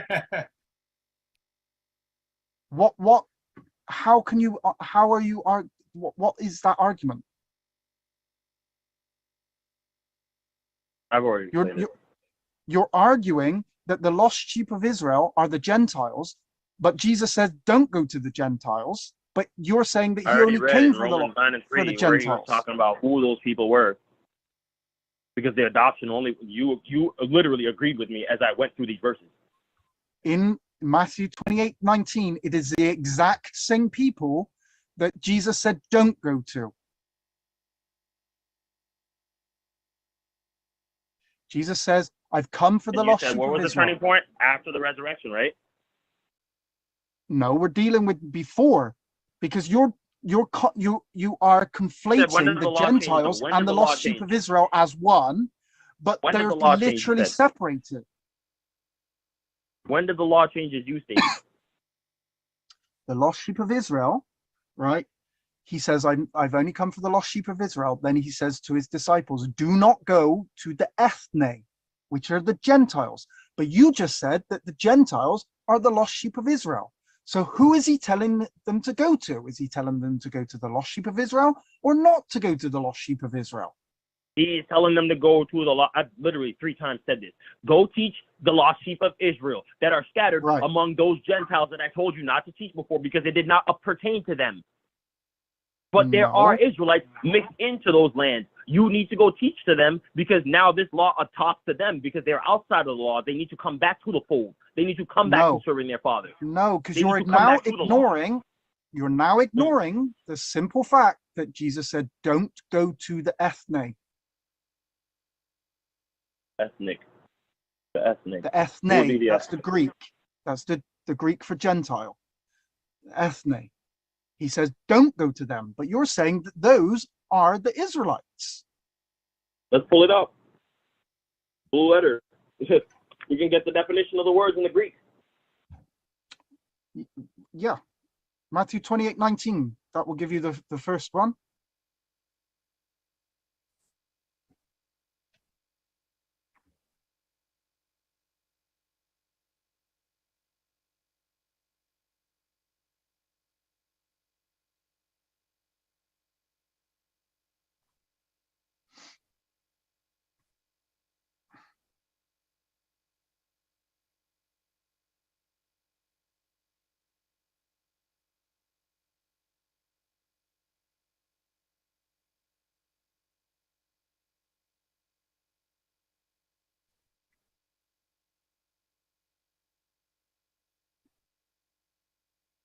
All right, where was that word?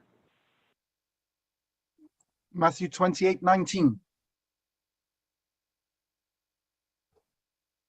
Yeah, I see. Go ye forth, teach all nations, baptizing them in the name of the Father and the Son and of the Holy Ghost. What word is that? What word is that? What word is what? The nations. All the nations. Yes. Teach all the nations. Yeah. What word is that in Greek?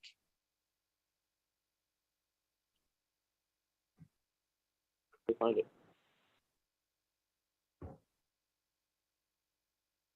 Strong's 1484. I'm running on 2 different apps right now. Give me a second. That's okay. If you have it pulled up, go ahead. Read it out. So Matthew 28:19, where he states, "Go ye therefore and teach all nations, baptizing them in the name of the Father, Son, and Holy Spirit," or Holy Ghost. All nations. That there, nations, is the Greek word ethne, which is Strong's 1484. A race, a nation, the nations, as distinct from Israel. A race, people, nation, the nations, heathen world, Gentiles. Is ethnos in the full word there. The ethne is the conjugation.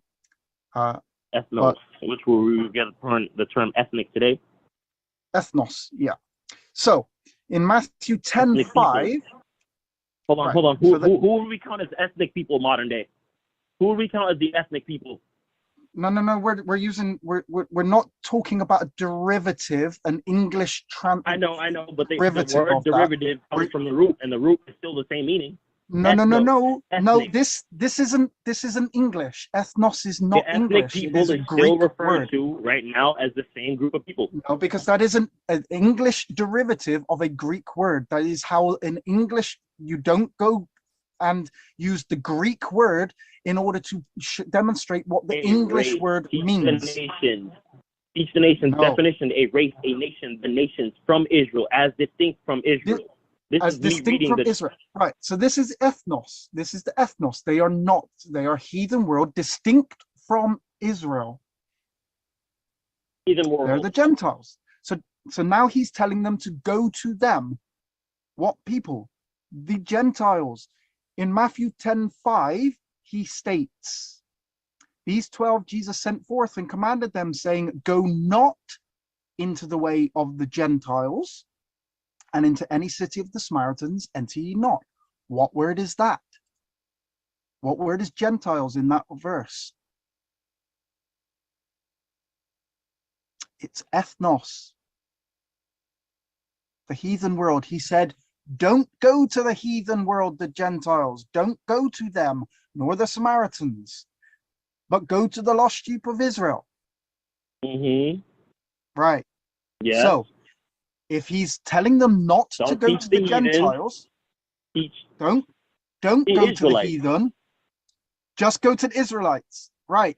So you're saying that he's being sent to the Israelites, who you're saying are the Israelites living in other amongst other nations. Because they were are outside of the law, they would be counted as heathens. They would be counted as heathens. Okay.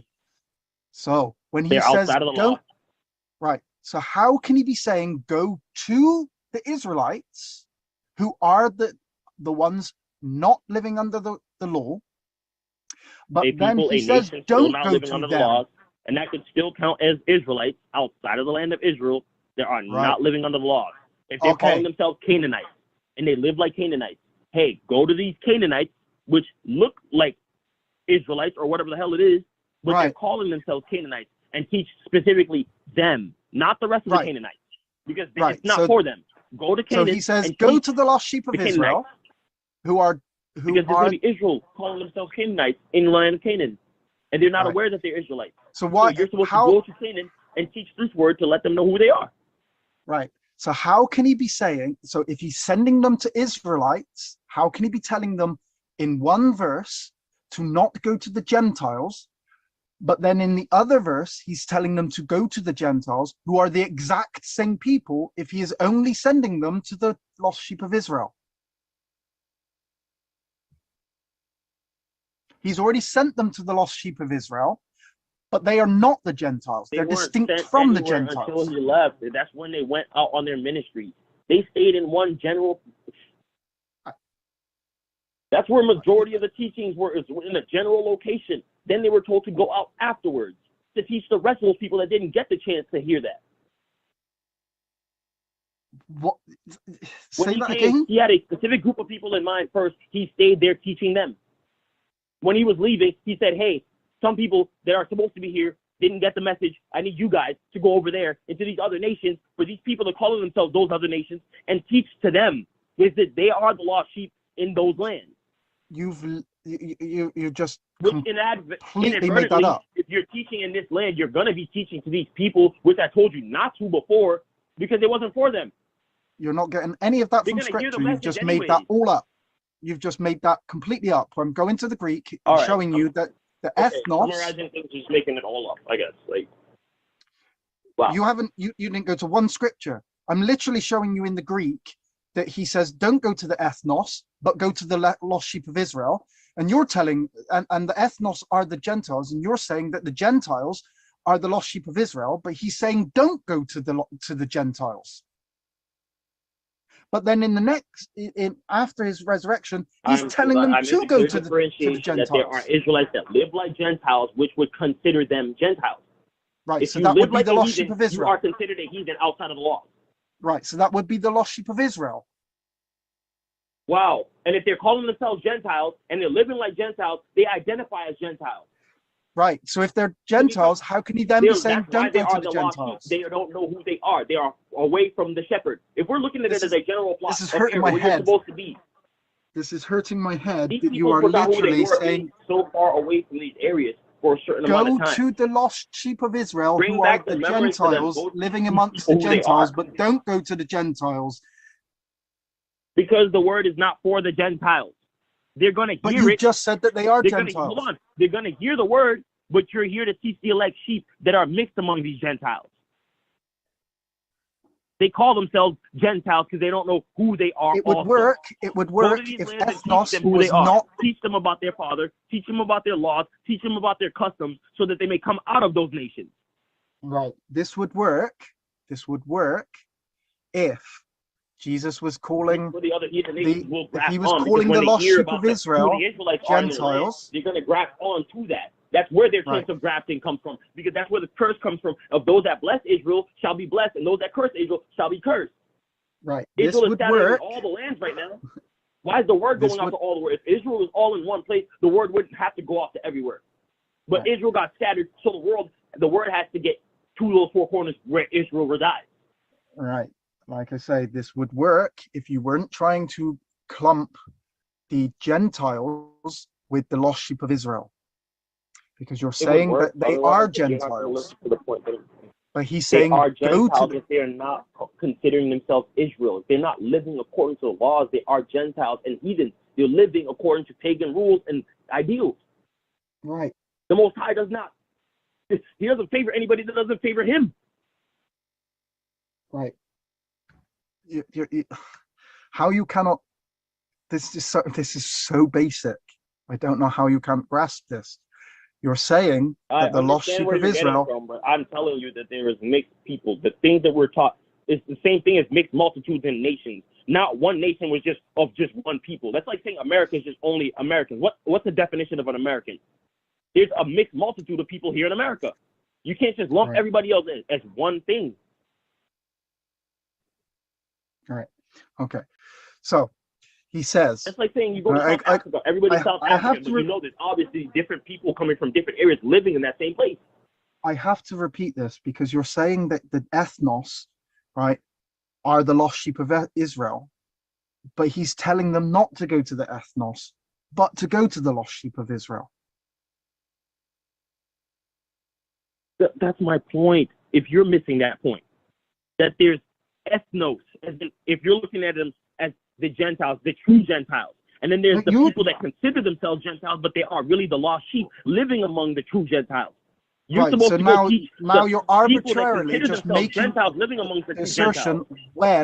when the Gentile means Gentile, and when it means the lost sheep of Israel. You're literally just making that. You are making that up when that because It just says usage, a nation, heathen, world. And like I said, obviously there's points in the Bible where Israelites were living like heathens and they were punished for it, right?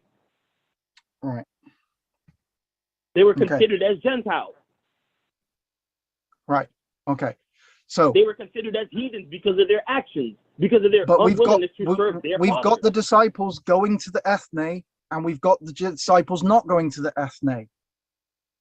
But then we've also got them going to the lost sheep of Israel. Which one is it? Which one are the lost sheep of Israel? Are they the ethne or not?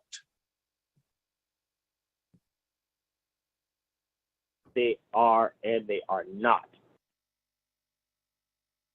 Right. Okay. Just like you were trying to say a heathen can become an Israelite. An Israelite cannot become a Gentile. They can practice Gentile, and a heathen can practice being an Israelite, but you don't become an Israelite overnight because your ideals change. When Jesus Now, these heathens, when Jesus sent or out the his disciples Israelites in were Matthew living in these 28:19. Gentile lands, they were Right. considered as Gentiles because of their Right. practices. Okay, can you show Because us they lived in the land of heathens and they did what those heathens did. Just where we in get the Matthew term, when in Rome, 28:19? do as the Romans do. In Matthew 28:19, when Jesus sends out the disciples to the ethne, to the ethnos, okay, when he sends them out, can you show that he is sending them to only to the Israelites in those lands? He's sending them to the lands.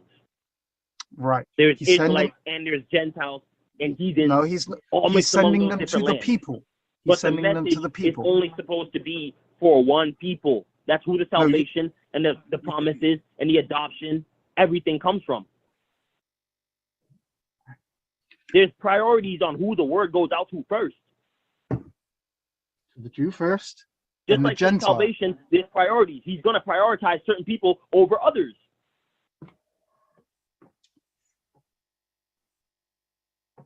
Yes, you can go into these lands, but you're not here to speak to everybody. You're here to reach out to the people that the message is supposed to be for. Okay. You're going to get a lot of other people's ears, and those people, the word is not for them. They're going to hear you, and they're going to walk by because those are Gentiles. Can I just try and kind of steel man your argument here? Are you saying that in Matthew 10:5, when Jesus says, "Do only go to the lost sheep of Israel, don't go to the Gentiles," Jesus is saying, "Only go to the Gentiles who are the lost sheep of Israel, don't go to the Gentiles who are Gentiles"? No, I said the land. You're going to these lands and you're going to preach, but the message is going to go and reach the elect or the mixed Israelite in there that are supposed to hear this word. This is what the word is for. The word is not supposed to go out to everybody. Right. So they didn't go. So they didn't go to the Gentiles first. The Jews heard it because they were in the vicinity. So they didn't go to the Gentiles then? No, because the promise doesn't go to the Gentiles either. Right.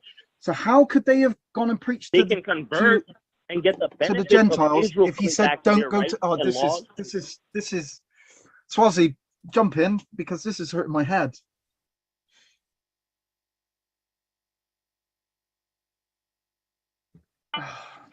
Like I have to keep You're being literally called a nation and a land. You're literally saying that he didn't go. They didn't go to the Gentiles, but they did. Yeah, brother. They did go to the Gentiles because the Gentiles are the majority of the people in those lands. Those were Gentile lands, but there were Israelites in those lands that were the scattered sheep that needed to hear the message among the Gentiles. But he said, "Don't go to the Gentiles." If I'm playing a speaker in a public system and I'm saying, okay, I'm only making a song specifically for women, and there's men in the crowd, does that mean the men can't hear the song? Right. But then but later on, when I say only you're allowed to play it to the men, all right? Does that mean that now you can play it to the men? If I tell you, don't play the music to the men, only play it to the law women. was only for the Israelites. That's the thing. Right. That's what he's trying to say. The song is specifically only for the women. Just because I'm playing it doesn't mean it's for the men. The law is only for the Israelites. Just because you're preaching it doesn't mean it's for the Gentiles. Matthew 10:5, he says. LJ. In Matthew LJ. In Matthew 10:5, he says. LJ, can you hear me? Only LJ. play the music to the women. Don't play it to the men. Then in Matthew 28:19, he says you're allowed to play it to the men. You can hear me, LJ? Playing already. I can hear you, Swazi. Yeah. And the music was designed for one person. So LJ, listen. To move to the next point, he got it.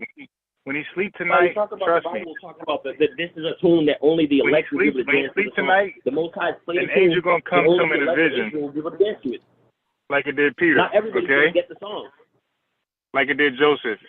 Trust me, he got it, and he got to sleep on it. So yeah, believe me, he got it. He's a smart man. So when he goes to bed tonight. I'm just going to finish off his analogy just like quickly, and then I'm going to move on. So you say that in Matthew 10:5. Like, why are you being condescending to other people? We're all about Matthew faith, right? 10:5.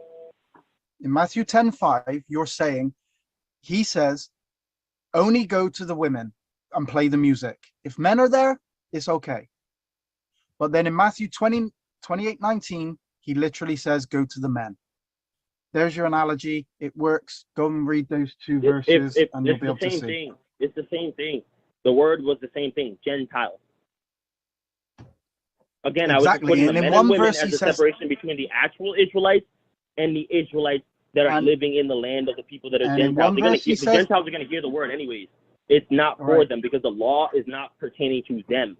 Right. And in one verse he says don't go, and in one verse he says go. So you can't have both. You can't have both because in one verse he says don't go, and then the next verse he says go to the exact same people. So you can't have it what you're trying to argue because it doesn't work, because it literally states in one don't go, then he says, go to the exact same people.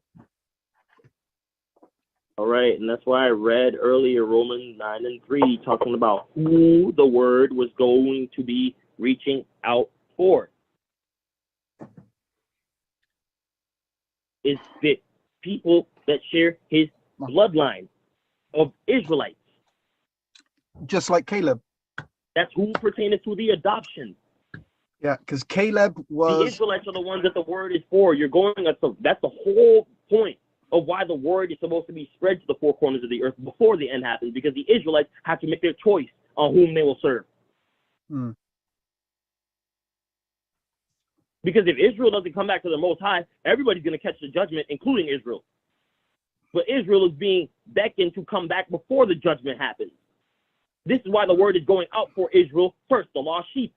The other nations already have their judgment sealed because of what they've done previously. The Most High is going to punish them. That's why they have to serve Israel.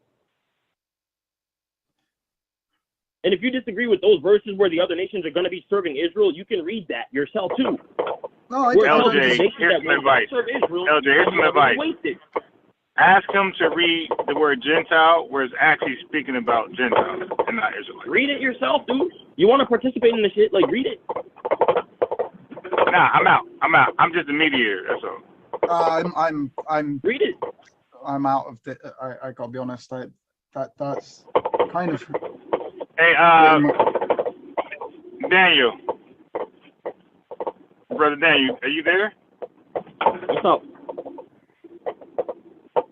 Do you think you did a good job tonight?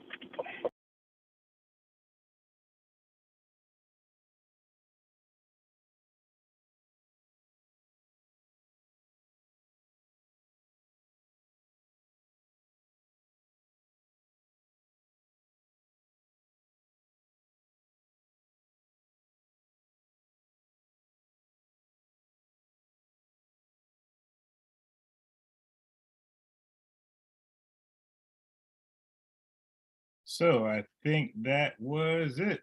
Let me see. I'm not even sure.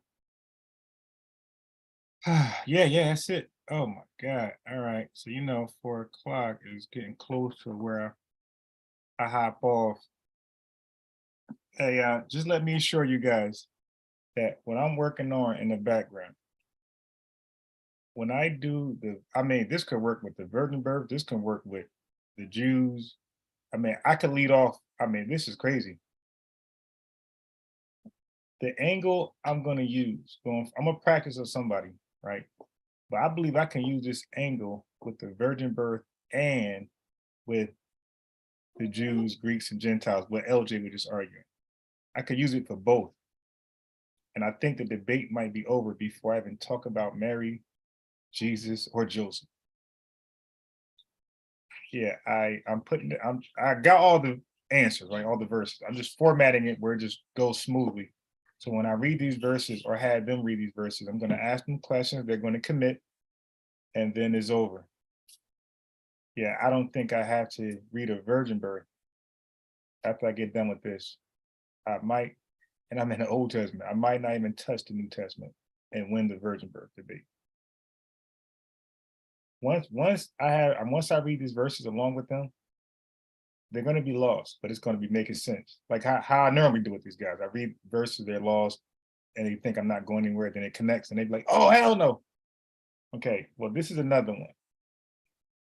They're going to be lost in following and agreeing, and then, well, they have to agree. And then once it becomes evident where I'm going, they're going to lose their wig and cuss me out.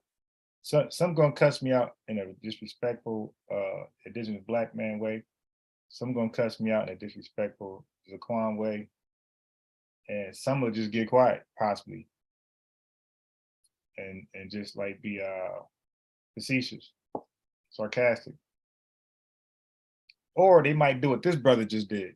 I'm going to say the majority is going to do what he just did and just display cognitive dissonance and just keep saying the same thing over and over and over without truly accepting anything I said, and possibly without truly comprehending anything I just told them. Yeah, this is going to be big. Yeah. So when LJ was, as you can see, I was traveling when LJ was talking to him. So I kind of missed where LJ was going. When I watched it over the other day when LJ hopped on, and he updated me where he was going. So then in the background, when I was playing this video, I started to like research. I said, LJ, wait a minute, there's more here. And then I showed LJ some things. I asked him a question. Then he looked it up. He said, oh yeah, yeah. He said, wow, how come I didn't think to go further back? Well, I went all the way back. And then I went forth like Aaliyah. And yeah, this is gonna be tough, man. This is gonna be tough. So I'm just putting it together in a way where they can't see where I'm going until it's too late. You know, that's like leading somebody off the cliff. And then when they realize this is the end of the road, boys and men, they can't turn around because the cliff is tilting down and there's nothing to grasp to hold on to. So falling is inevitable. Peace, Ricardo. Yeah, so this is going to be, oh my God. But it's just so much there. I got to shorten it. And they're going to be like, brother, where you going? They're going to be intimidated. Brother, where you going? Because these stories they're not going to be familiar with, I guarantee you. Because they cherry pick. That's the problem when you stick to an article or you stick to, it could be an Egyptian article. It could be that debate. When you stick to an article or stick to a religious text and it's based on indoctrination, catechisms, where you're not really trained to read the Bible, to read the scientific article all the way through. You're just looking for certain things and then say, yes, I got it. Instead of understanding what the author of the article, the author of the religious text wants you to understand. That's exegesis. Okay, so with that being said, it's 4 o'clock. Let me see, do I have anything else to play until, I'm gonna leave here late, about 4:20, about 20 minutes. I'm trying to think, do I have anything? All right, I could play my one-sided debate. Hold on. I could play a little bit of this. And this is a young brother I thought had promise, but I still think got a little promise.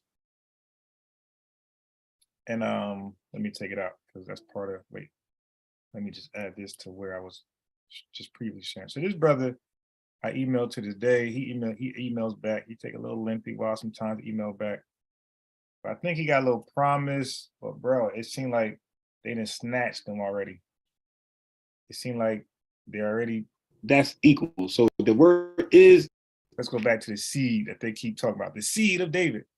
Yeah, I think they already, inserted their seed into his head, and it has grown.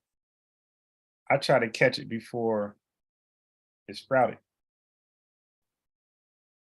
And I'm trying to give him a heads up, like, yo, bro, contact me, either Zoom or phone call, and let me tell you what I'm finding out, so you can bring it to your camp and get a legit answer from them. Otherwise, you're in church. And because they are more cult-like than a church, it's harder to reach these guys. This is why I do what I do, try to discourage them from joining these camps. This is more like a cult because this is more like a brotherhood, like livelihood where they live together, or not really live together, but fellowship amongst each other, more like brothers and sisters rather than church members. Church members, you go to church, you go home, you don't see that person possibly to the next Sunday. The Israelite camp, they make it their business to fellowship and have communion and really treat each other like family. So when you do that, that's always the makeup of a cult. Case in point. Verse. So it has nothing to do with the commandment that he gave us, because at the end of the day, remember the scriptures talk about.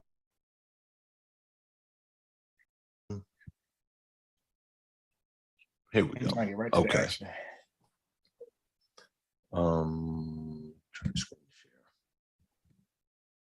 So we'll deal with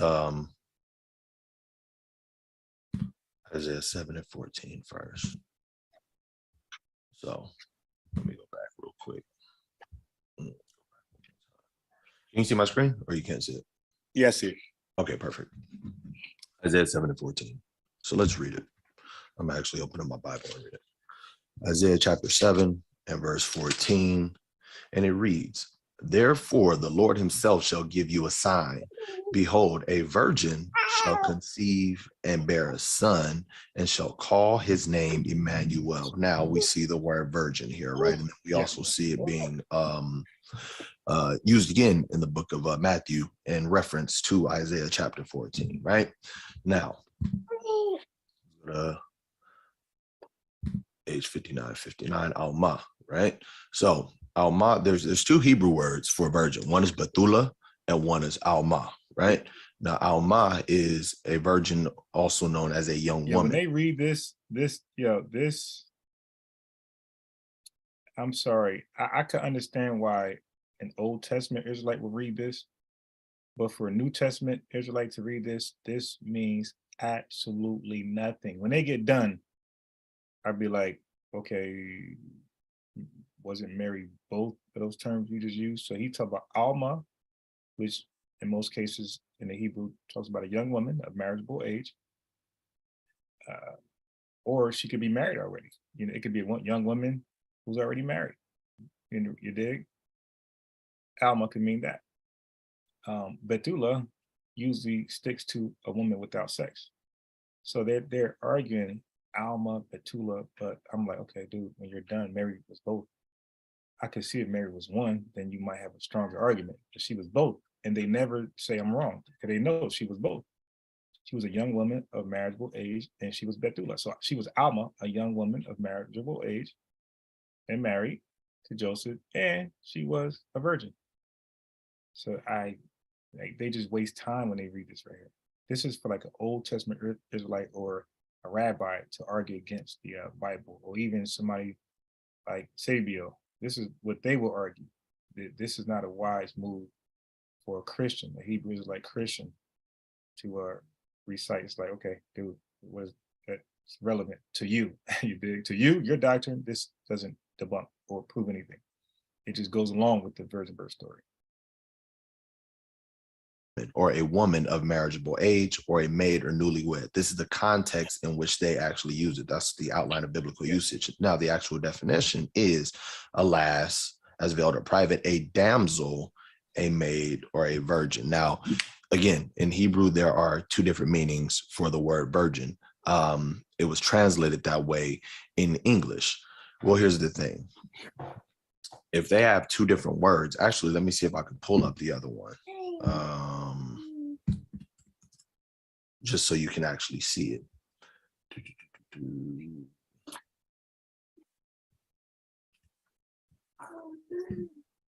see if I can pull it up really quickly.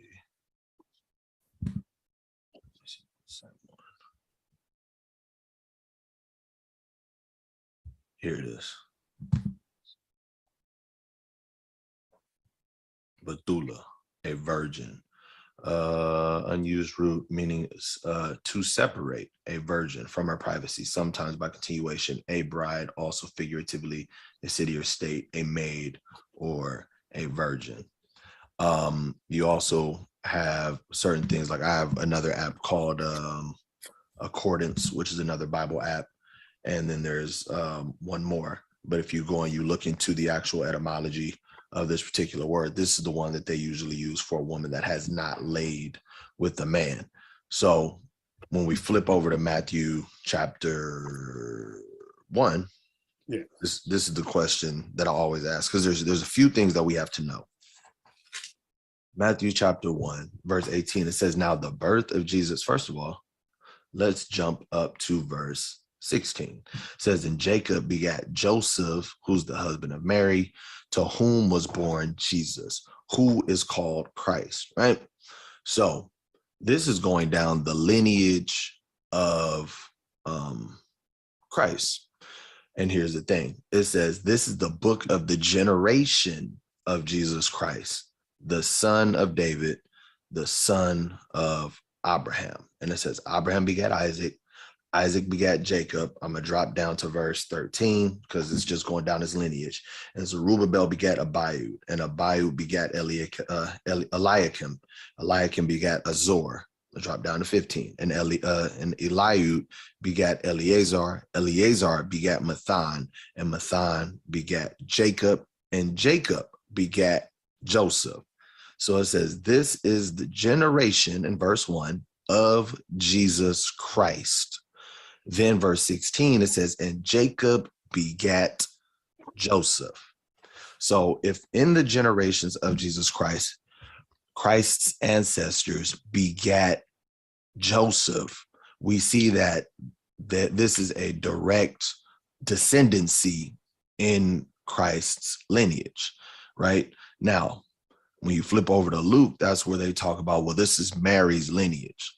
Well, even playing devil's advocate of saying this is Mary's lineage, there is something very important that we have to know about Christ. So you agree, I want to ask you, so you agree that there are two different lineages, right? Yeah. This one is Joseph's and the other one is Mary's. Is that that's what you stand on? Okay. So I'm going to go over to Luke really quickly.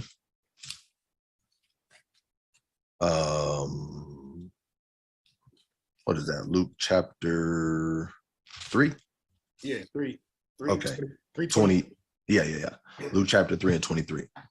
And Jesus himself began to be about 30 years old, as was supposed, 30 years of age, being as was supposed, the son of Joseph, which was the son of Heli, which was the son of Mathat, which was the son of Levi. Drop down to verse 31, which was the son of Malaiah, which was the son of Manan, which was the son of Mathatha, the son of Nathan, which was the son of David, which was the son of Jesse, which was the son of Obed, which was the son of Boaz, so on and so forth. We go all the way back to Adam, right? Now, my question, this is what I ask Christians, and I'll ask you, what lineage specifically was Christ supposed to come down? He was supposed to come through Abraham, David. Right, through David.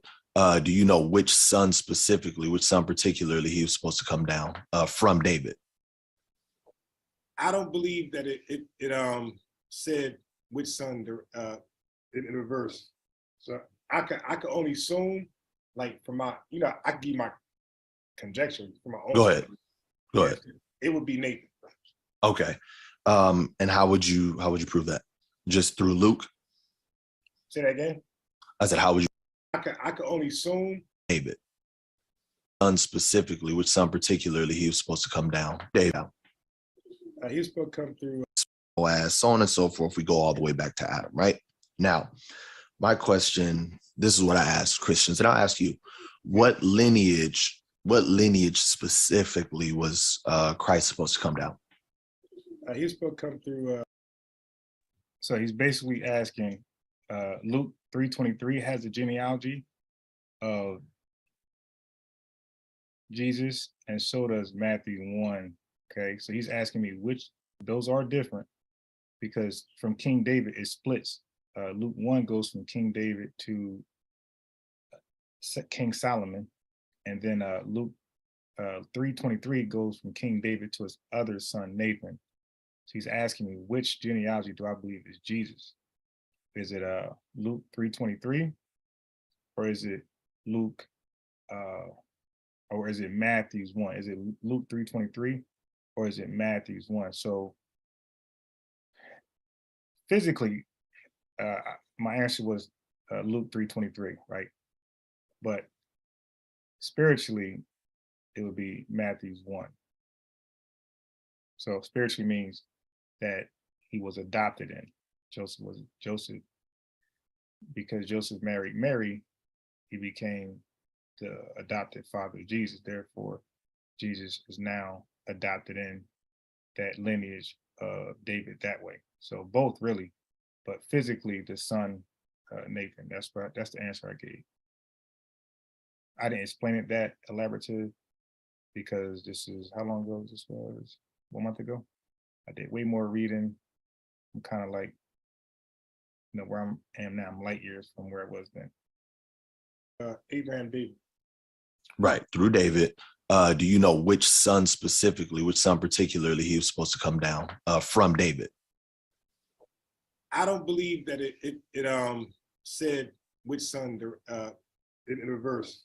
So I could only assume, like, from my, I can give my conjecture from my own. Go ahead.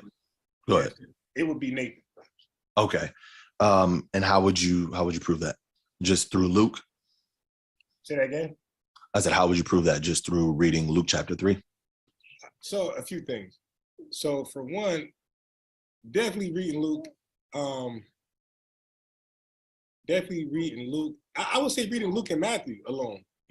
I will just Matthew's 1, Luke 1. I will come to that conclusion. Okay, so I did. Okay, so what in Matthew 1 would give you that would allow you to come to that conclusion? Because in Matthew it comes down to different lineage from David. So it couldn't be Matthew's because of Jeconiah. Jeconiah is cursed, and he's in Matthew's genealogy, and he's not in Luke's. So that's how I come to that conclusion. So that's why Matthew, the way we teach, would be ruled out. Okay. Well, I'm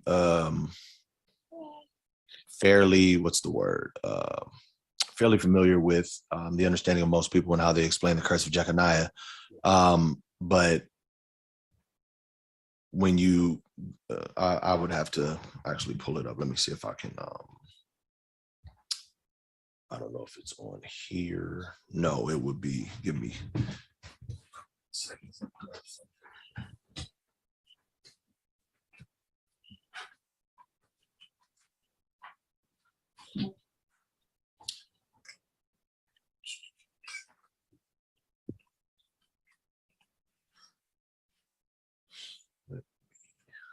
I'm going to pull this out for one quick second. Yeah, I'm going to log in with a second device because my son is near my laptop. And I'm afraid he's going to close it or drop it. So let me just get it back. Right. No problem. Because I keep moving around, and I'm a Sagittarius, and a lot of men that Sagittarius are clumsy. So it's a matter of time before I drop this damn thing, trying to hide it from him. Right. Let me see if I can pull this up. Is it this one? I think it's this one.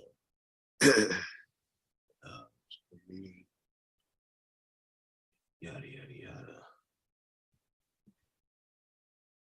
Yeah, that's not that one.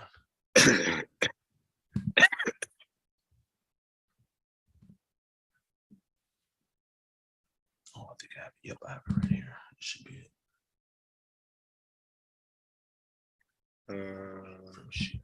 Oh, okay.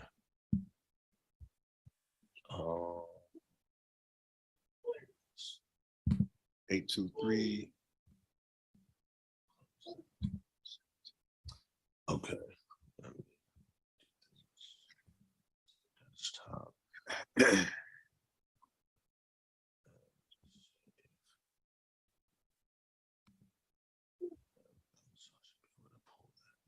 Oh shit.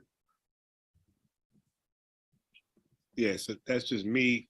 And like I said, if you notice at the second device, there's no microphone at all attached to it. Right. Because I didn't select the audio. And this is the only way to have two devices, unless you're in different rooms without, the echoing. Without the echo, right. Okay. Hey, LJ, man. Yeah, I went very deep with that Khaled thing, bro. I went very, very deep. And right now, as I was all day, I finished playing your debate with Daniela, the Facebook Israelite, and play other videos, and I'm playing this one a little bit, about to end it in a second. But LJ, believe me, man, the Khaled thing, I could use that for the virgin birth and the Jews, Greeks, Gentiles. And I believe that story alone, I did enough to win both debates. So I can repeat the story over verbatim in both debates and still win. Yeah, I can win the virgin birth debate without ever going into the New Testament, just with Khaled. Okay, amongst, now of course, you got to set it up a certain way. You can't just read that and win. you got to set your opponent up a certain way. Okay, so and the way I'm putting the verses together, the way I'm going to ask the questions and get them to confess that this is what it is, right? Yeah, the way I'm gonna get them, bro. I told the chat, when they realize where I'm going with it, when it's like too late,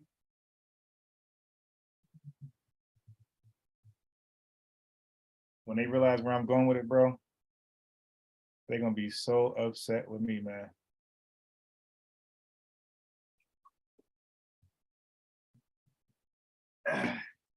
Yeah.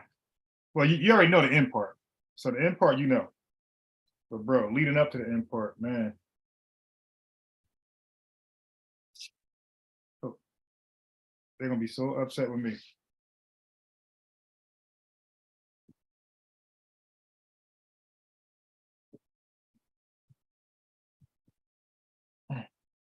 Let me play this time.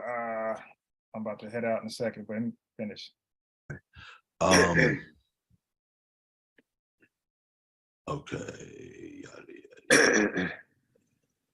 Here we go. Okay. Now, let's move this out of my way. Okay. Let's go to, there's a few things that I have to grab. But let's go to 2 Samuel really quickly. You want me to share my screen and go to the verse? You can. All right. I'm just letting you know which scripture that I'm going to. So 2 Samuel chapter 7, right? And this is the prophet Nathan, and he's talking to King David. I'll read verse 10. It says, moreover, I will appoint a place for my people and will plant them. Actually, I could drop down to verse 12. And I'll read. The king sat in the house. Let me see where I can get straight to the point. Here it is. Verse 5. It says, go and tell my servant David, thus saith the Lord, shalt thou build me a house for me to dwell in? Then it continues on. I just wanted to establish the premise of the Most High is talking to David right now. He went through the prophet Nathan to speak to David. Drop down to verse 12. And when thy days be fulfilled, and thou shalt sleep with thy fathers, meaning when he dies, I will set up thy seed after thee, which shall proceed out of thy bowels, and I will establish his kingdom. He shall build an house for my name, and I. So in order for them to be correct, they gotta disingenuously have you focus on seed as sperm. When the Bible reads seed, it's not focused on sperm. Like that's some pause stuff. That's some no homo stuff. Like for real. Like they got you focused on sperm to get your mind off what the Bible means by seed. So if you look right here, it's just like a clever wit. It's like they're being devilish. Okay, look.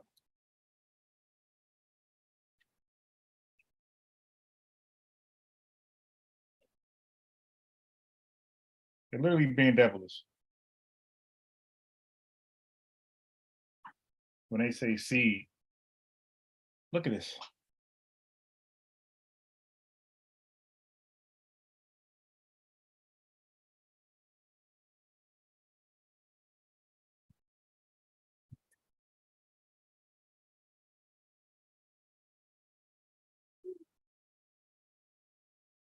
Okay, so New International Version, there's no seed here. It's just a descendant of David.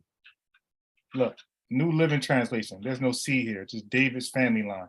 You see, the focus is not about sperm. A descendant from David. That's the focus. It's just that he came from the line of David. There's nothing about this that talks about sperm. Descendant of David. It says the seed. So seed just means descendant. That's it. Seed. Seed of David, descendant. Look, descendant, descendant, descendant. Okay, descendant, descendant, descendant. Right? Seed, descendant. That's it. The lineage. That's all. Romans 1:3 is just telling you that he was made from the lineage, the line, the offspring, or he was made a descendant of King David. That's it. That's it.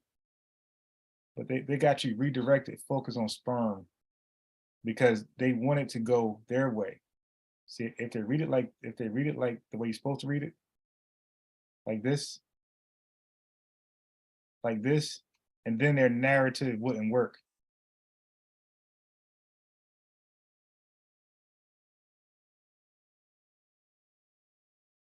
I will establish the throne of his kingdom forever.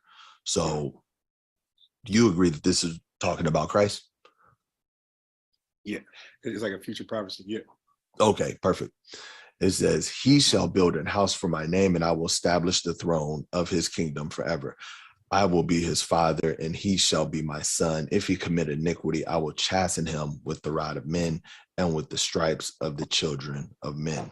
Right now, this is what's called manifold or twofold, because he actually had a literal house built. Now, why is this important? Because only Nathan wasn't the one that built the house of the Lord. It was Solomon. So through the seed of Solomon on down, So this is the doctrine they spewed. I wasn't aware of this doctrine. LJ was. So LJ let me know like what they're trying to do. Well, I knew what they was trying to do, but I wasn't aware of that doctrine. So I really just acquiesced to this doctrine that he's going on. But this is also false, by the way. This is a lie. So they're trying to like say he had to come through Solomon and not Nathan. That's in Luke 3:23. The lineage of Solomon. Solomon from David through Solomon rather than from David through Nathan. That's why they painting the Solomon thing. But with this new evidence, I can win either way. It doesn't matter. Eventually get to Christ. We see that in the book of Matthew. So whoever the Son of God was, or whoever the Son of God would have been, would have had to establish, or at least down his lineage would have had to establish the temple. And so when you read Luke, whatever this lineage is, some people say it's Mary, some people say it's a different rendition of Joseph's lineage, however you want to look at it, however you want to spin it. This particular one doesn't go down the kingly seed line because Christ would have had to come from the actual descendancy of the kings, and that was through Solomon's lineage. Nathan was not a king. Nathan was not a part of the kingship. So he was a part of the family of the kings, but he was not the one that was ordained to be a king. Solomon was. So as you continue to go down that lineage, that's where you get Christ in Matthew chapter 1. We also see on a number of occasions, such as Romans 1 and 3. I'll grab a few in the New Testament specifically. Yeah. Romans chapter 1 and 3 says concerning his son, Jesus Christ, our Lord, which was made of the seed of David according to the flesh. Revelations chapter 22 and verse 14. Verse 16. I, Jesus, have sent mine angel to testify unto you these things in the churches. I am the root and the offspring of David and the bright and morning star. There's a number of other scriptures that says the exact same thing, showing that he had direct descendancy from David. And then here is one of the other ones that I ask people about. All right, I'll play it later. Peace. We're going live later. 3 Abraham cannot demonstrate who or what their God is. However, they will assert God always. However, any God asserted without evidence can also be dismissed by evidence. Interesting. Yeah. So I'm gonna end it here, and I might have somebody lined up